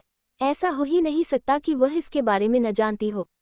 उसके जैसे लोगों को मुश्किल से कुछ वर्षों की स्कूली शिक्षा के साथ मेरे जैसी सी विश्वविद्यालय की छात्रा से ईर्ष्या करनी चाहिए। वह थोड़ी भी प्रतिक्रिया क्यों नहीं दिखाती है? हम दोनों एक ग्रामीण पृष्ठभूमि से आए हैं, लेकिन मैं उज्ज्वल संभावनाओं वाली एक विश्वविद्यालय छात्रा हूँ, और वह बस एक दयनीय बेचारी जो जीसुओ लिंगजियांग ने अपने होंठ कसकर भींचे पूरे शरीर में कांप रही थी। अगर वह उनकी मंगेतर थी तो क्या एक दिन वह हर किसी से ऊपर उठ जाएगी? वह चारू को दिखाएगी कि एक सुंदर चेहरे से हासिल की गई खुशी लंबे समय तक नहीं चलती। रुद्र को इस तरह बोलते सुनकर आंटी जीनत ने राहत की सांस ली। ठीक है साहब, निश्चिंत रहिए, अगली बार ऐसा नहीं होगा। जब हम वापस जाएंगे तो मैं इस बच्चे को निश्चित रूप से अच्छी तरह से शिक्षित करूंगी, उन्होंने कहा। बोलने के बाद आंटी जीनत ने फिर से ध्यान से रुद्र को देखा। साहब, अगर और कुछ नहीं है तो मैं अब श्याम को हमारे कमरे में वापस ले जाऊंगी। रुद्र ने हल्के से सिर हिलाया। जाओ। रुद्र की अनुमति के साथ आंटी जीनत तुरंत ज़ू लिंगजियांग को तीसरी मंजिल पर नौकर के कमरे में वापस ले गई। चारू भी हैरान थी, यह आदमी क्या मजाक कर रहा था? वह कब उसकी मंगेतर बन गई? उसे स्तब्ध देखकर रुद्र खुद को रोक नहीं पाए और उसके बाल सहलाए। उनकी गहरी ठंडी फीनिक्स आंखें मजाक की एक झलक के साथ चमक उठी। उस जवाब से आश्चर्यचकित हो। क्या उन्होंने तुम्हें नहीं बताया कि तुम्हारा एक मंगेतर है? सगाई की भेंट पहला और अधिक ऑर्डर। चारू कुछ कठोरता के साथ अपना सिर ऊपर उठाए। वह बहुत लंबा था और उसे ठीक से बात करने के लिए ऊपर देखना पड़ता था। उसके एंगल से वह उसकी परफेक्ट जबड़ा रेखा और वे पतले होंठ जो एक सीधी रेखा में दबे हुए थे देख सकती थी। उन्होंने इसका उल्लेख किया, लेकिन उन्होंने उसे यह नहीं बताया कि उसका मंगेतर ऐसा दिखता है। अफवाहों में मो परिवार का मुखिया उसके सामने वाले आदमी से पूरी तरह से अलग था। नहीं, यह अतुलनीय था। ये सोचते हुए चारू ने खुद को संभाला और फिर पूछा, क्या आप मजाक कर रहे थे? रुद्र के मुंह के कोने पर एक चांद जैसा वक्र आया। उसकी गहरी फीनिक्स आंखें अपठनीय थीं क्योंकि उन्होंने चारू की ओर देखा और धीरे धीरे बोलना शुरू किया। मैं अपना परिचय देना भूल गया, मैं रुद्र हूँ। उनकी आवाज़ गहरी और धीमी, आकर्षक और थोड़ी भरी हुई थी। एक धमाके के साथ चारू को लगा जैसे उसके दिमाग में कुछ अचानक टुकड़ों में टूट गया हो। आह, वह भ्रम में होनी चाहिए। उन्होंने कहा कि वह रुद्र है, मो परिवार का मुखिया जो 50 साल से ऊपर है। लेकिन यह आदमी, चाहे आप उसे कैसे भी देखें, 50 साल से ऊपर के व्यक्ति जैसा नहीं दिखता था। और वह निश्चित रूप से एक ऐसे राक्षस जैसा नहीं दिखता था जिसका लोग सम्मान करते हैं लेकिन दूर रहते हैं। ये जानकारी बहुत ज्यादा थी, उसे इसे पचाने के लिए एक पल चाहिए था। चारू के लाल होंठ कसकर दबे, उसने अनजाने में फिर से ऊपर उसकी ओर देखा। आंखें मिली, उन मोहक आड़ू के फूल जैसी आंखों में रोशनी लहराए तेज चमक रही थी। हालांकि उसके सामने की लड़की युवा थी, लेकिन उसमें पहले से ही लोगों को अव्यवस्था में डालने का आकर्षण था। रुद्र थोड़ा हैरान हुए, फिर धीरे से बोले, दबाव महसूस मत करो, चलो खाना खाते हैं और मैं रात के खाने के बाद तुम्हें वापस भेज दूंगा। लड़की अभी भी युवा थी और उसे जल्दी किए बिना धीरे से संपर्क करने की जरूरत थी। उसे डराना सही नहीं होगा। खाने की मेज पर दोनों ने अपना भोजन किया, हर कोई अपने विचारों में खोया हुआ था। जब तक काली बुगाटी वैरोन झा परिवार के विला के सामने रुक नहीं गई, तब तक चारू अपनी भ्रमित अवस्था से बाहर नहीं आई। रुद्र जी, सवारी के लिए धन्यवाद, अलविदा। चारू ने कार से बाहर निकलते ही उन्हें विदा किया। थोड़ा इंतजार करो। रुद्र ने उसकी कलाई को पकड़ लिया और उसके हाथ पर एक पारदर्शी टपकता लाल रक्त जैड कंगन पहनाया। उनकी गहरी आवाज उसके कान के पास गूंजी, एक सगाई की भेंट। उसकी पोसिलेन सफेद त्वचा रक्त लाल जैड कंगन के साथ विपरीत थी, जो आकर्षक ढंग से आंखों को खींच रही थी। लेकिन यह असंगत नहीं था। सगाई की भेंट शब्द ने चारू को झकझोर कर जगा दिया। वो कुछ समय बाद मो परिवार के साथ सगाई रद्द करने का एक तरीका खोजने के बारे में सोच रही थी, फिर भी अब उसने इतनी बड़ी मुसीबत खड़ी कर दी थी। इस जीवन में वह सिर्फ अपने पिछले दुखों का बदला लेना और रोमांटिक उलझनों की जटिलताओं से दूर रहना चाहती थी। उसने जल्दी से रक्त जैड कंगन को हटाने की कोशिश की, लेकिन पाया कि जैसे ही उसने उसकी कलाई को छुआ, वह पूरी तरह से फिट होने के लिए सिकुड़ गया, जैसे उसके हाथ पर बंद हो गया हो। हटाना असंभव था। उसने तुरंत रुद्र की ओर ऊपर देखा। उसकी आवाज में चिंता भरी थी, यह क्या हो रहा है? क्या ऐसा हो सकता है कि कंगन शापित था या कुछ और? आह, चले भी आओ। यह आदमी उसे जंजीरों में जकड़ने की कोशिश नहीं कर रहा था, है ना? रुद्र ने उसके हाथ पर रक्त जैड कंगन को देखा। उनकी अभिव्यक्ति थोड़ी बदल गई क्योंकि उनकी अपठनीय फीनिक्स आंखों के माध्यम से एक भारी स्याही जैसा रंग चमका और पल भर में चला गया। उनकी आवाज हमेशा की तरह गहरी थी, घबराने की जरूरत नहीं है, इसका मतलब है कि तुम इसके साथ किस्मत में हो, बस इसे अच्छी तरह से रखो। रुद्र को उम्मीद नहीं थी कि रक्त जैड कंगन एक मालिक को पहचान लेगा। यह एक अप्रत्याशित सुखद आश्चर्य था, या शायद ये व्यक्ति उसकी पत्नी बनने के लिए नियत थी। चीजें उसके मूल अनुमानों से परे जा रही थीं, जितनी उसने सोचा था उससे अधिक जटिल हो रही थी। चारू को सिरदर्द होता महसूस हुआ क्योंकि उसने अपना माथा रगड़ा। ये बिल्कुल सही नहीं लगता है ना। पहले हुई सभी बातों को याद करते हुए चारू की भौहें हल्की सी सिकुड़ गईं। यह आदमी संभवतः ये नहीं सोच सकता था कि उसके पिछले कार्य जानबूझकर कठिन होने का नाटक, उसके करीब आने के लिए रणनीतिक चालें थी, है ना? या शायद वह सोचता था कि वह उसकी शक्ति, स्थिति और धन के पीछे थी। उसका सिरदर्द और भी बढ़ गया। रुद्र ने सहजता से कार का दरवाजा बंद कर दिया और ड्राइवर की सीट से एक सफेद डिब्बा निकाला। इसे सुरक्षित रखो, देर हो रही है, अपने कमरे में वापस जाओ। इतना कहते हुए उन्होंने सफेद कागज के डिब्बे को चारू के हाथों में धकेल दिया। अंत में उन्होंने एक और वाक्य जोड़ा, मैंने अपना सेल फोन नंबर उसमें सेव कर दिया है। अगर कुछ भी हो तो तुम मुझसे संपर्क कर सकती हो। तुम्हें मना करने की जरूरत नहीं है, इसे मेरी ओर से मिलने का उपहार समझो। चारू ने अपने हाथ में डिब्बे और चमकते लाल रक्त जेड कंगन को घूर कर देखा। उसका दिमाग कुछ सेकंड के लिए खाली हो गया। उसे क्यों लग रहा था कि यह कंगन झा यिंग ने अपनी कलाई पर जो पहना था उससे कुछ मिलता जुलता था। सिरदर्द की एक झलक के साथ अपनी कानपट्टी रगड़ते हुए उसने गंभीरता से नहीं सोचा कि वह उससे शादी करने का इरादा रखते थे, है ना? अब एक वास्तविक गड़बड़ी थी।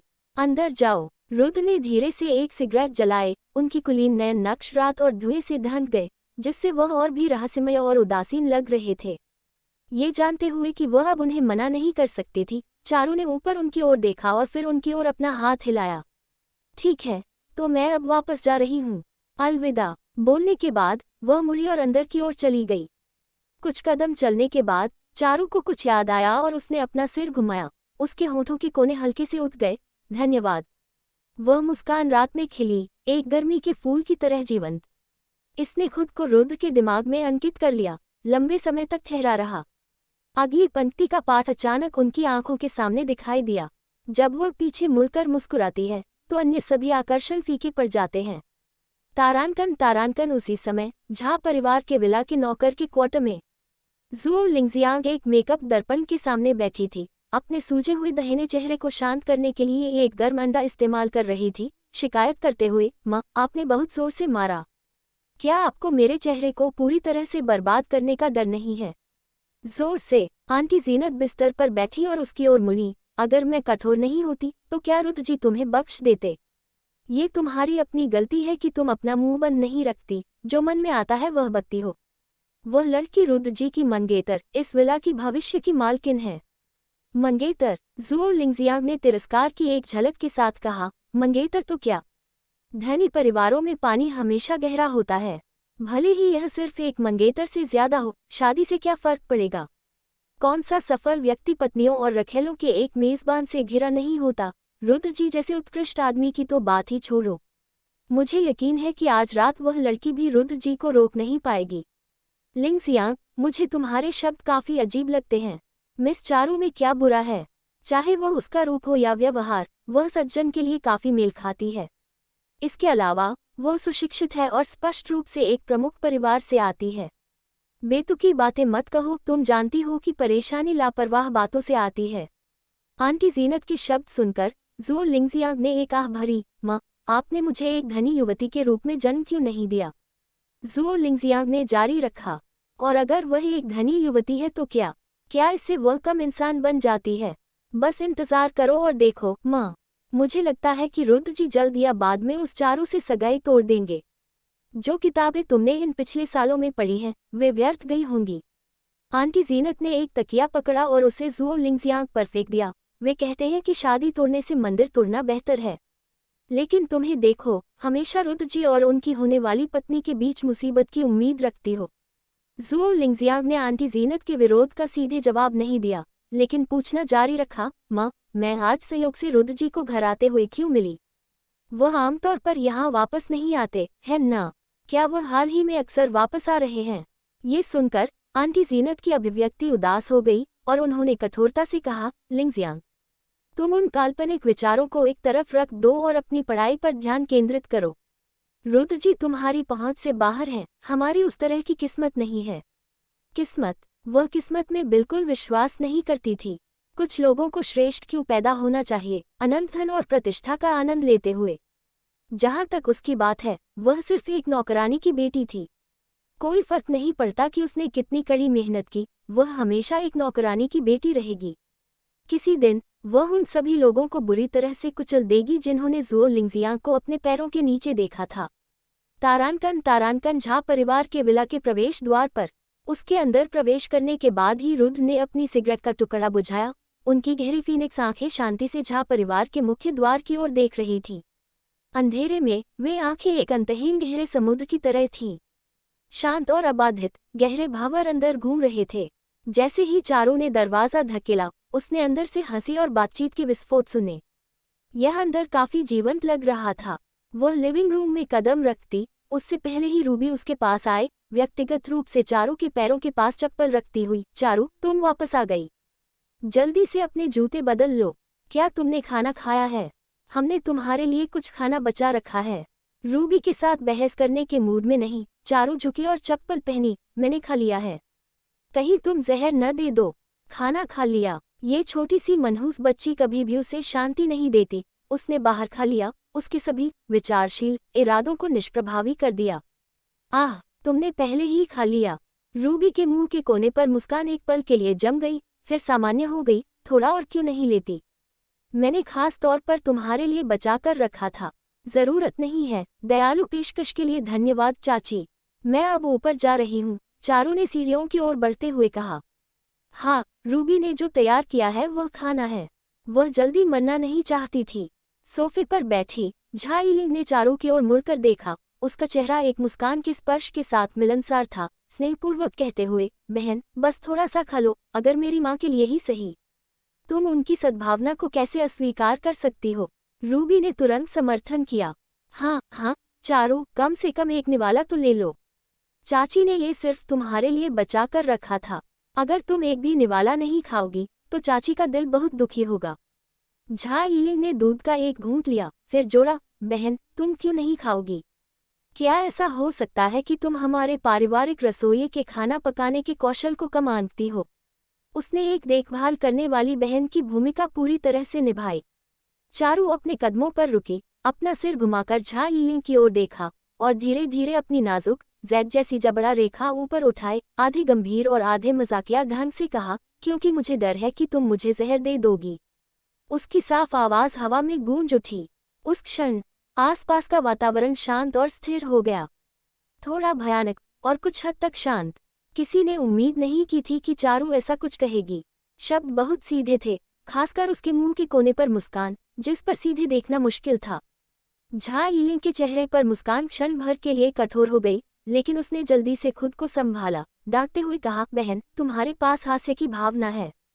हम सब परिवार हैं, क्या हम तुम्हें नुकसान पहुंचाएंगे? हालांकि झा यीलिंग का चेहरा मुस्कुरा रहा था, लेकिन उसका दिल कुछ हद तक घबराया हुआ था। क्या इस छोटी सी मनहूस बच्ची ने कुछ खोज लिया था? रूबी भी घबरा गई थी, लेकिन एक शांत मुखौटा बनाए रखा। चारू उसे देखते हुए समान स्वर में बोली, इंसान का दिल पेट की एक परत से अलग होता है, कौन यकीन कर सकता है?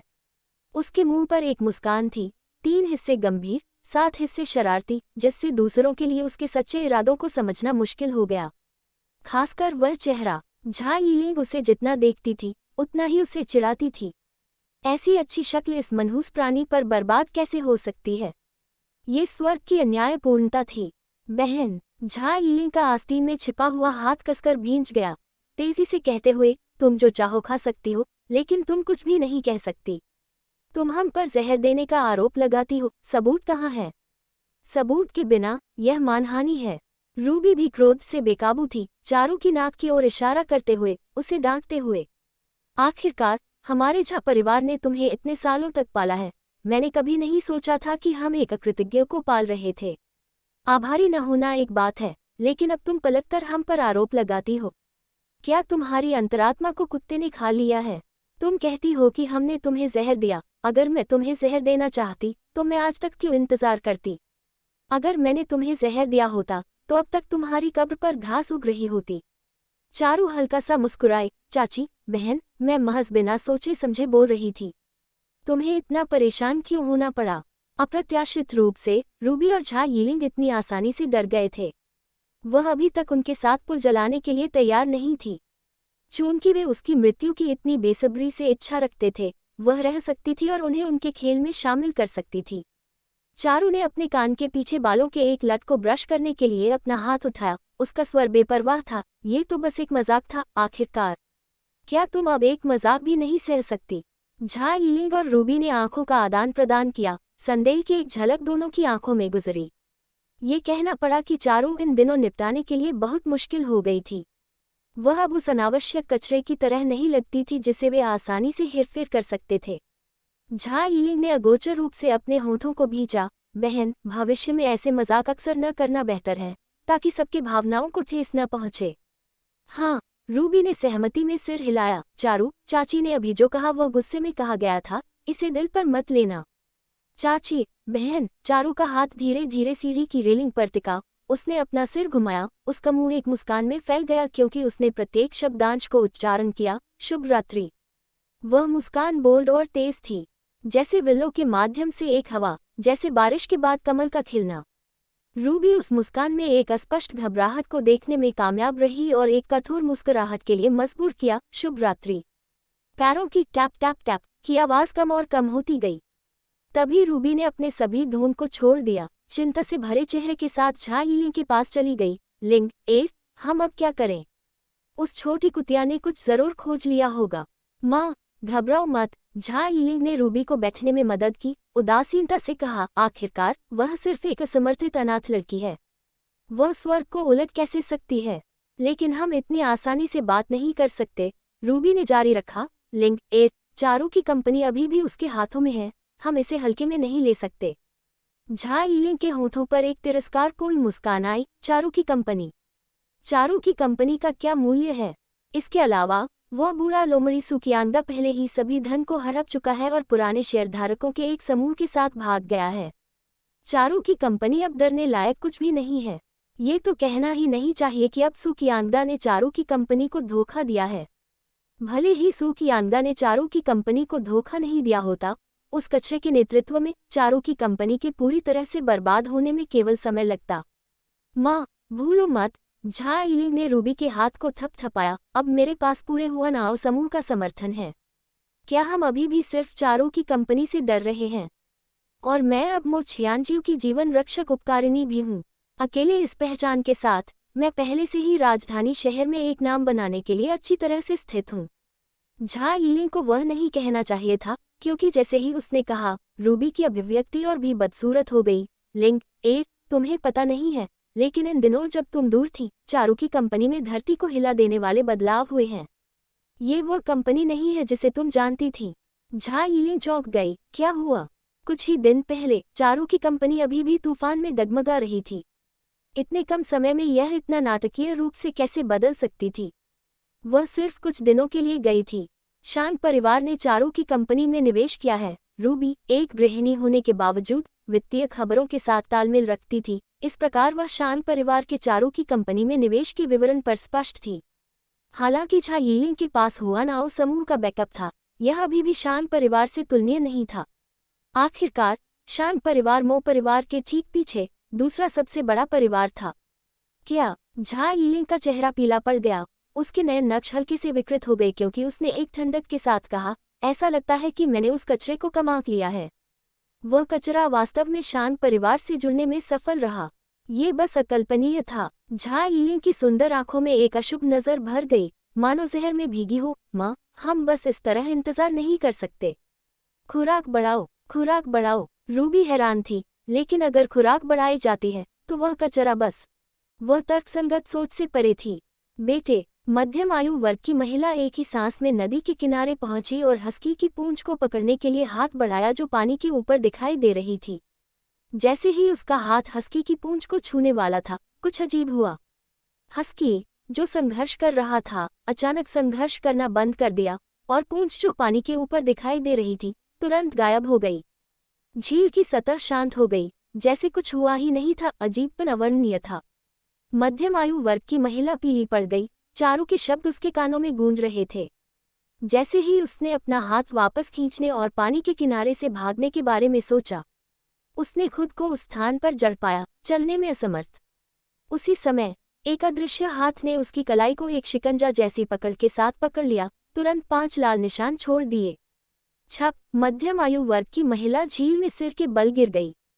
सच में, कृत्रिम झील गहरी नहीं थी, सिर्फ लगभग 1 मीटर। फिर भी, मध्यम आयु वर्ग की महिला के गिरने के बाद, उसने खुद को पूरी तरह से खड़े होने में असमर्थ पाया, जैसे कि 5 या 6 हाथ एक साथ उसके पैरों पर, उसके शरीर पर दबाव डाल रहे थे। इसने उसे पानी में हताश होकर हाथ पैर मारने के लिए मजबूर किया। ठंडा झील का पानी लगातार उसके कानों, नाक और गले में गिर रहा था। अरे भाई, क्या तुमने कोई आवाज सुनी? झील के दूसरी ओर 2 सुरक्षा गार्ड, एक मोटा और दूसरा पतला, हाथों में टॉर्च लिए गश्त कर रहे थे। क्या आवाज? मोटा सुरक्षा गार्ड कुछ हद तक परेशान होकर पूछा। पतले सुरक्षा गार्ड का भाव तंग हो गया और उसने अपना कान हल्का सा हिलाया। कोई पानी में गिर गया है। ये कहने के बाद वह जल्दी से कृत्रिम झील की ओर दौड़ा। मोटा गार्ड अनिश्चित रूप से पीछे चला गया, असंतोष में बड़बड़ाया, छोटी चीज पर हलचल पैदा करना, हमेशा परेशानी की तलाश में। झाओ परिवार। झाओ येलिंग ने चारू की पीछे हटती हुई आकृति को देखा। जैसे ही वह सीढ़ियां चढ़ गई, उसकी नज़र उसकी कलाई पर लाल रक्त सेट कंगन पर पड़ी। उसके नयन नक्श धीरे धीरे मुड़ने लगे। उसकी सुंदर आंखें ठंडी हो गईं। चारू, वह बहन अभी कौन थी? मुझे वह बिल्कुल पसंद नहीं है। छोटी लोली ने कमरे में प्रवेश करते ही चारू से शिकायत की। वह मेरी चचेरी बहन है, चिंता मत करो, वह मेरे आसपास तुम्हें धमकाने की हिम्मत नहीं करेगी। बस उसे नजरअंदाज करो, चारू ने उसे सांत्वना दी, छोटी लोली का सिर रगड़ते हुए। वह जानता था कि छोटी लोली आज रात कुछ हद तक हिल गई थी। ऐसी प्यारी लोली पहली बार अस्वीकृति और घृणा का सामना करते हुए निश्चित रूप से परेशान महसूस किया। वैसे भी मुझे वह बस पसंद नहीं है। छोटी लोली ने मुंह फुलाया, अपनी असंतोष व्यक्त करते हुए। फर्श पर बैठी रोटी ने सहमत में कराहट की, जैसे छोटी लोली की भावना को बूझते हुए। सही, चारू ने छोटी लोली की भावना की नकल की। हम उसे पसंद नहीं करते। मैं चारू को सबसे ज्यादा पसंद करती हूँ। छोटी लोली ने चारू की गर्दन के चारों ओर अपनी बाहें लपेटी, अपने मन में सोचते हुए, आह, काश चारू उसकी मम्मी होती। ये शर्म की बात है कि उसके पापा इतने अयोग्य थे, वह एक लड़की को भी नहीं पटा सकता था। चारू ने अपना फोन छोटी लोली को सौंपा। मैं तुम्हारे स्नान का पानी चलाने जा रहा हूँ, तुम थोड़ी देर के लिए फोन से खेलना। ठीक है। एक बार जब चारू बाथरूम में प्रवेश कर गया, तो छोटी लोली तुरंत 1-2 बार बिस्तर में लुढ़क गई। आज रात चारू के साथ बिस्तर साझा करने की संभावना पर उत्साहित थी। तो जब तक चारू ने स्नान का पानी चलाना खत्म कर दिया और बाहर आया, छोटी लोली पहले से ही बिस्तर पर गहरी नींद में थी। ब्रैड बिस्तर के नीचे लेटा हुआ था, उसका सिर अपने गोलमटोल पंजों पर टिका हुआ था। काली, चमकीली आंखों की एक जोड़ी चारों ओर घूम रही थी। अभिव्यक्ति लाचारी और प्यारापन की थी। चारू ने लाचारी से सिर हिलाया और धीरे से छोटी लोली को उठाया। जैसे ही वह उसके कपड़े खोलने के लिए पहुंचा, छोटी लोली की आंखें अचानक खुल गईं। उसके हाथ सहज रूप से चारू के हाथों को पकड़ रहे थे। उसकी आवाज सावधानी से भरी हुई थी। चारू, तुम क्या करने की कोशिश कर रहे हो? चारू थोड़ा हक्का बक्का रह गया। तुम्हें स्नान के लिए कपड़े उतारने के लिए? ये सुनकर छोटी लोली का चेहरा जल्दी से लाल हो गया और उसने कुछ शर्मीले ढंग से कहा, नहीं नहीं, मैं इसे खुद कर सकती हूँ। चूंकि वह छोटी थी, तब से कोई माँ नहीं थी और मोछियांजू एक अलग लिंग का था। छोटी लोली को खुद ही कई चीजें करनी पड़ती थी। कपड़े पहनना, स्नान करना और कपड़े उतारना जैसी चीजें वह 3 साल की होने के बाद से खुद ही संभाल रही थी। अगर वह चारू के सामने नग्न खड़ी होती तो भी उसे शर्मिंदगी महसूस होती। ओह, हमारा पेंग अब शर्मीला महसूस कर रहा है। चारू ने चिढ़ाते हुए उसके गाल को चुटकी ली। तुम मूर्ख लड़की, शर्मीला होने के लिए क्या है? मेरी एक चचेरी बहन थी जो 8 साल की थी और उसे अभी भी उसकी माँ को स्नान कराने की जरूरत थी। लेकिन मेरी कोई मम्मी नहीं है। छोटी लोली ने चारू को देखने के लिए अपना प्यारा छोटा सिर झुकाते हुए कहा। उसकी बड़ी आंखें नम हो गईं। चारू का दिल दर्द से ऐंठ गया। वास्तव में इतना छोटा बच्चा बिना माँ के दूसरे बच्चों की तुलना में अधिक परिपक्व होने के लिए बाध्य था। चारू, तुम क्यों नहीं मेरी मम्मी बन जाती? मैं तुम्हें वास्तव में पसंद करती हूँ। मैंने कभी नहीं देखा कि मेरी मम्मी कैसी लगती है और पापा कभी उनके बारे में बात नहीं करते, लेकिन मुझे लगता है मेरी मम्मी को बिल्कुल तुम्हारी तरह लगना चाहिए। तुम मेरी मम्मी हो। छोटी लोली ने अपनी बड़ी, आशावादी, नम आंखों को चारू पर स्थिर करके इंतजार किया। चारू ने उसके बाल सहलाए। चलो चले, स्नान करने का समय है। क्या हमने सहमत नहीं हुए थे कि तुम एक अच्छे लड़के होगे? छोटी लोली, एक और विफलता। इस दर पर मैं कब सफलतापूर्वक चारू को घर लाऊंगी? समय तेजी से बीत गया। जब तक वे दोनों ने स्नान खत्म कर दिया तब तक रात के 10 बज चुके थे। एक बड़ी और एक छोटी आकृति बिस्तर में एक साथ सिमट गई। उनकी सांसें उथली थीं जैसे ही उन्होंने मीठे सपनों की एक रात का आनंद लिया। चूंकि अगला दिन शनिवार था, चारों ने असाधारण रूप से देर तक सोने में लिप्त रहा। छोटी लोली को ताज़ा होने के लिए लेने से पहले सुबह के 9 बजे तक नहीं उठा। जब वे नीचे आए तो झाओ यिलिंग जाने की तैयारी कर रही थी। 9 तक सजी हुई थी, महत्वपूर्ण बैठक के लिए तैयार लग रही थी। माँ, मैं जा रही हूँ, अपने भोजन का आनंद लो, झाओ यिलिंग ने कहा, एक नौकर द्वारा उसे सौंपे गए दूध के गिलास को एक ही घूंट में गटकते हुए। ली रुयू ने चारू को सीढ़ियों से नीचे आते हुए देखा और कहा, ठीक है लिंग, सुनिश्चित करो कि तुम जून आओ की कंपनी के राष्ट्रपति मो के साथ एक अच्छी बातचीत करो और याद रखो कल उन्हें हमारे घर आने के लिए आमंत्रित करो, समझी। पैंतरेबाजी के लिए जगह छोड़े। तीसरा अपडेट, वह छोटी कमीनी शान परिवार से चिपक गई है ना। उसकी लिंग एर भी बुरी नहीं है। जून आओ भले ही शान परिवार से एक पायदान नीचे हो, लेकिन ये भी चीन की मुख्य भूमि में एक सुप्रसिद्ध समूह है।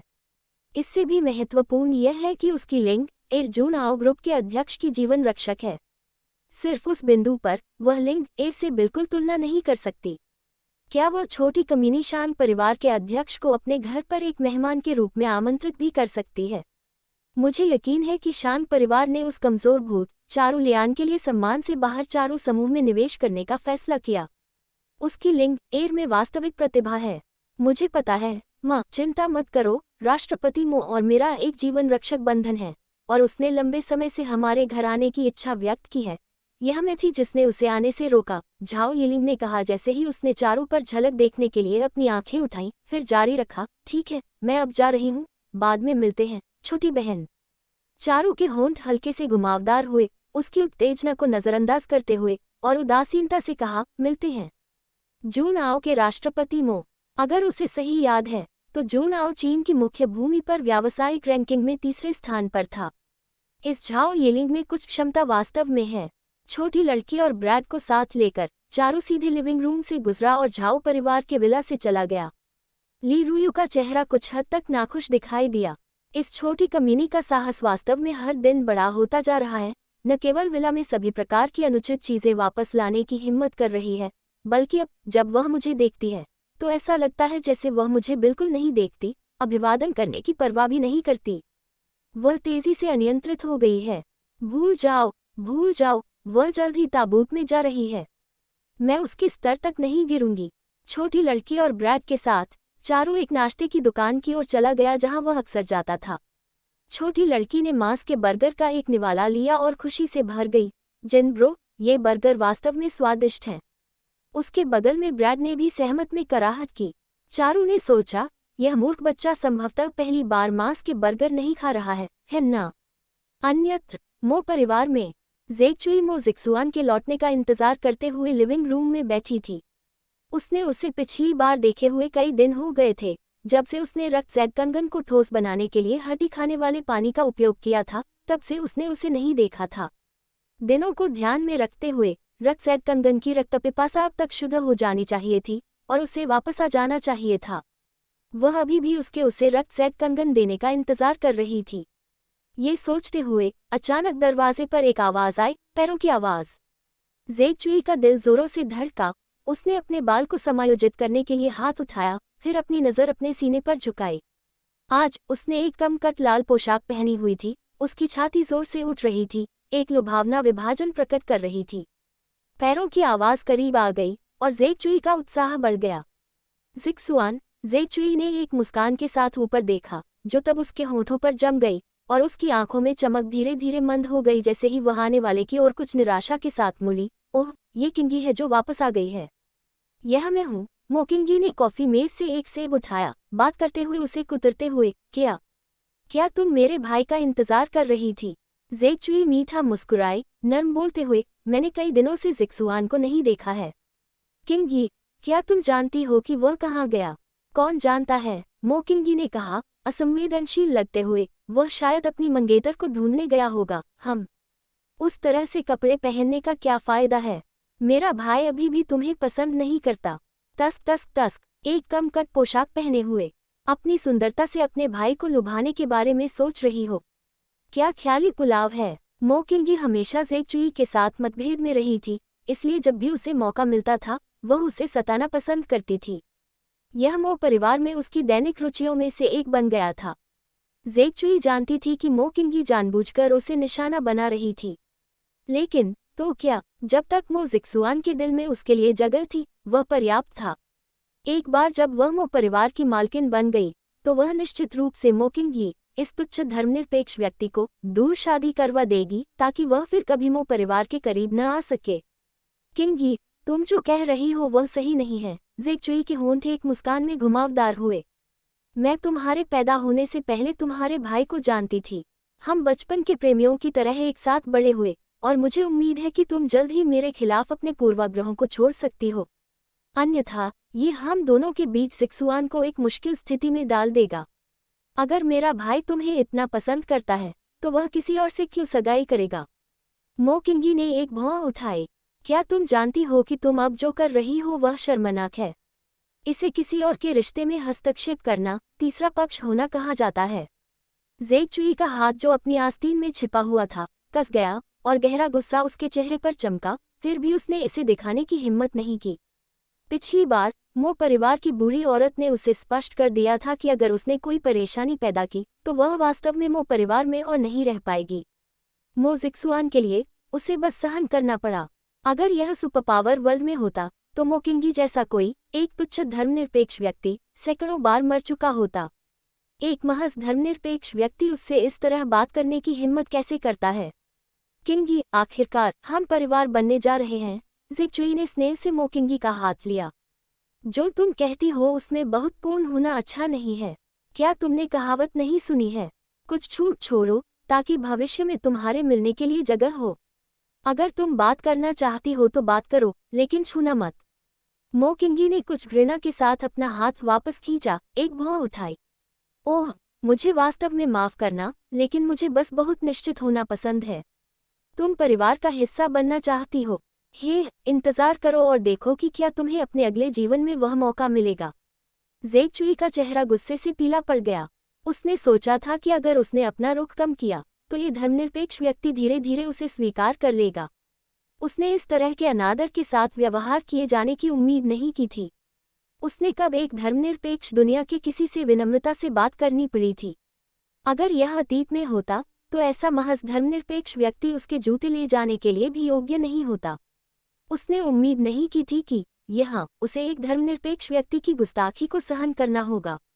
एक बार जब उसने मो परिवार की मुखिया मालकिन के रूप में अपनी स्थिति सुरक्षित कर ली तो उसने आज के अपमान ब्याज के साथ वापस दावा करने का दृढ़ संकल्प किया। तुम मुझे क्या घूर रही हो? मो किंगी ने उसे वापस घूरा। जो मैं कहती हूँ वह सच है, बस इसके बारे में सोचो। तुम हर दिन कपड़े पहनती हो और मेरे भाई के आसपास फड़फड़ाती हो। क्या उसने तुम्हें एक अतिरिक्त नज़र भी दी है? जेक चुई ने अपमान में अपनी मुट्ठियां भींच लीं। चूंकि यह धर्मनिरपेक्ष व्यक्ति इतना क्रुद्ध हो रहा था, इसलिए उसे ढोंग जारी रखने की जरूरत नहीं थी। तुम जैसा एक तुच्छ धर्मनिरपेक्ष व्यक्ति क्या समझता है? एक ठंडी ठंडक जेक चुई की सुंदर आंखों में चमकी और उसकी आश्चर्यजनक विशेषताएं हल्की सी मुड़ गईं। एक दिन तुम्हें आज तुमने जो कहा उसके लिए पछतावा होगा। ये कहते हुए उसने अपनी आस्तीन फेंकी और दरवाजे से बाहर निकल गई। चूंकि मो जिक्सुआन वापस नहीं आ रहा था, उसे खुद ही उसके पास जाना पड़ा। तुच्छ धर्मनिरपेक्ष व्यक्ति। मो किंगी ने जेक चुई की पीछे हटती हुई आकृति को देखते हुए अपनी आंखें संकरी कर लीं। उसे एक तुच्छ धर्मनिरपेक्ष व्यक्ति कहकर बुलाना, उसने खुद को क्या सोचा था? जेक चुई, ये परी अभी भी निराशाजनक रूप से खुद को अपने भाई पर फेंक रही थी। उसकी मां ने वास्तव में मो परिवार में ऐसी महिला को रखकर एक गलती की।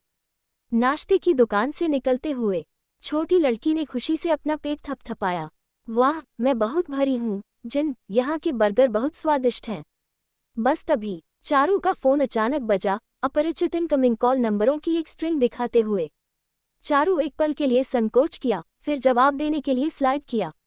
एक मीठी महिला आवाज तुरंत अंदर से आई। नमस्ते, क्या यह मिस चारू हैं? नमस्ते, मैं हूँ मिस चारू। नमस्ते, मैं अन्ना जूनाओ ग्रुप के राष्ट्रपति मो की विशेष सहायक हूँ। जिस कारण से मैं फोन कर रही हूँ वह आपके साथ चर्चा करना है। क्या आपके नाम के तहत चारू समूह का कोई बेचने का इरादा है? हम जूनाओ में आपको पेशकश कर सकते हैं।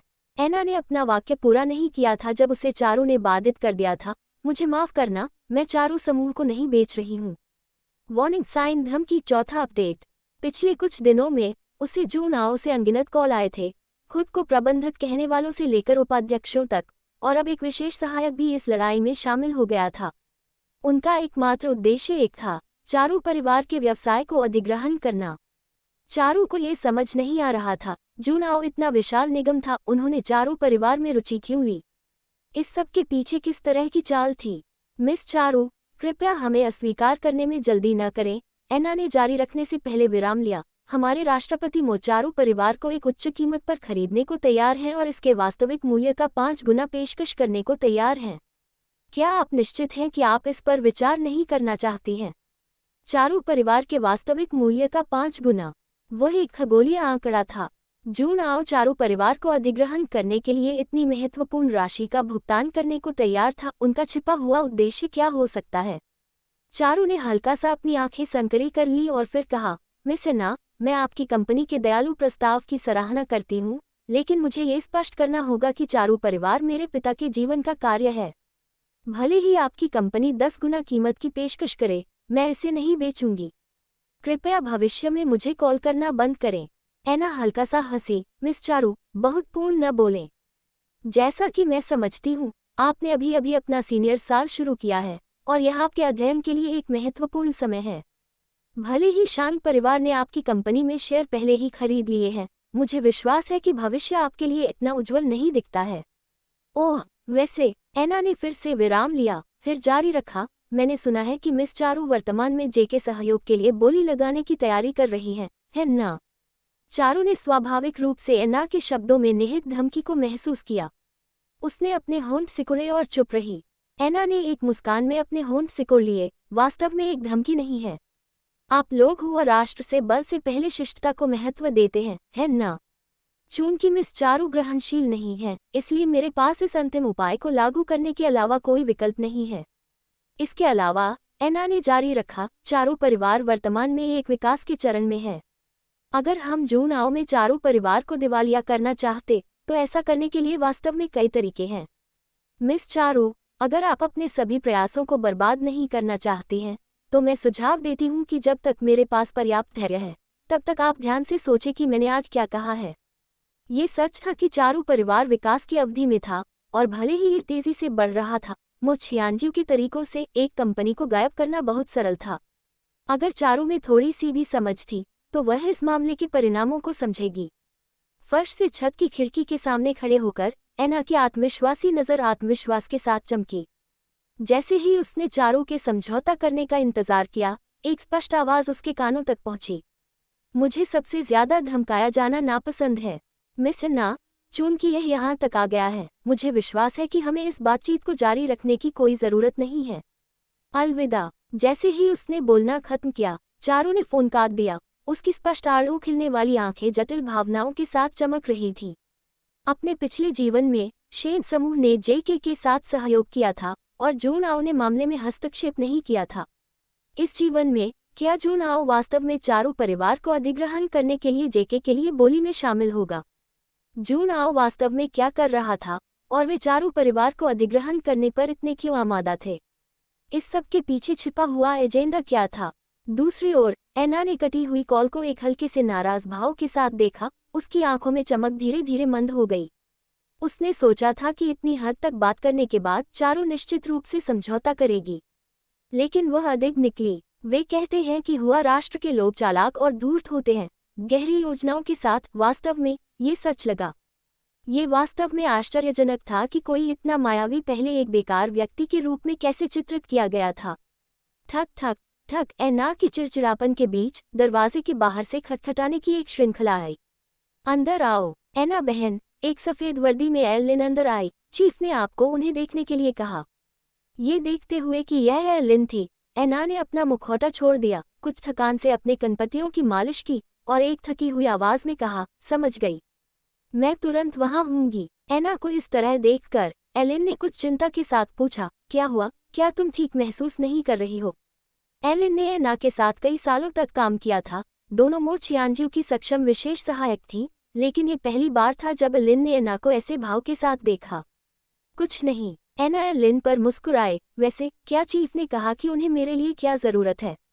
एलिन ने सिर हिलाया। मुझे नहीं पता, लेकिन चीफ बहुत अच्छे नहीं लग रहे हैं।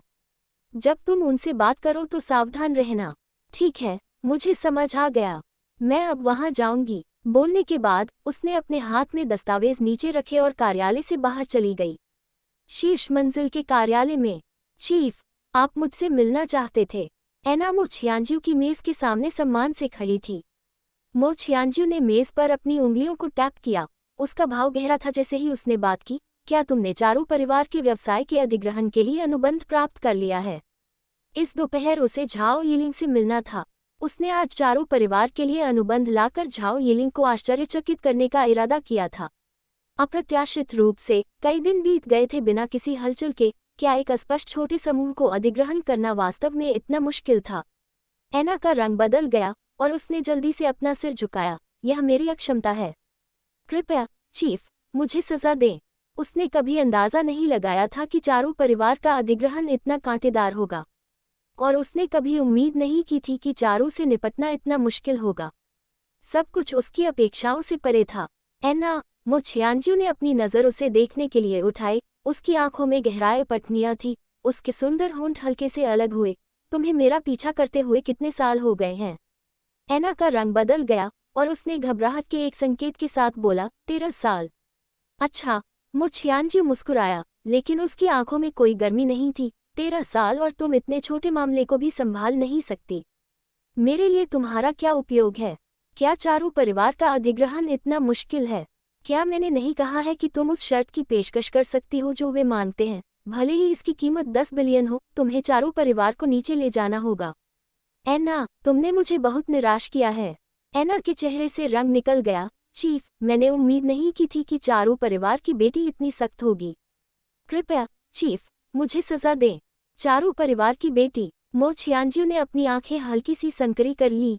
क्या ऐसा हो सकता है कि उसमें असाधारण क्षमताएं हो जिनके बारे में हम नहीं जानते? एना, भूलना मत, तुम मेरी सबसे सक्षम विशेष सहायकों में से एक हो। क्या तुम मुझे बता रही हो कि तुम एक किशोरी से कम सक्षम हो? एना ने अपना सिर नीचे रखा, कुछ नहीं कहते हुए।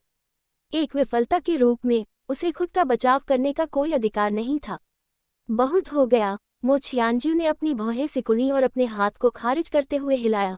तुम्हें इस मामले पर अनुसरण करने की जरूरत नहीं है। लॉलेस सिटी वापस जाओ। लॉलेस सिटी वापस जाओ। एना का दिमाग खाली हो गया, लेकिन उसके पास मो छियांजियो के आदेश का पालन करने के अलावा कोई विकल्प नहीं था। हाँ, मैं समझती हूँ। ये कहने के बाद वह कार्यालय से बाहर निकल गई। इस बार उसने वास्तव में मो छियांजियो को निराश कर दिया था। एना बहन, क्या हुआ? चीफ के कार्यालय की सिर्फ एक यात्रा के बाद तुम इतनी पीली क्यों हो गई? एलिन ने घबरा कर पूछा। एना ने एक जबरदस्ती मुस्कान दी और जो कुछ हुआ वह लिन को सुनाया।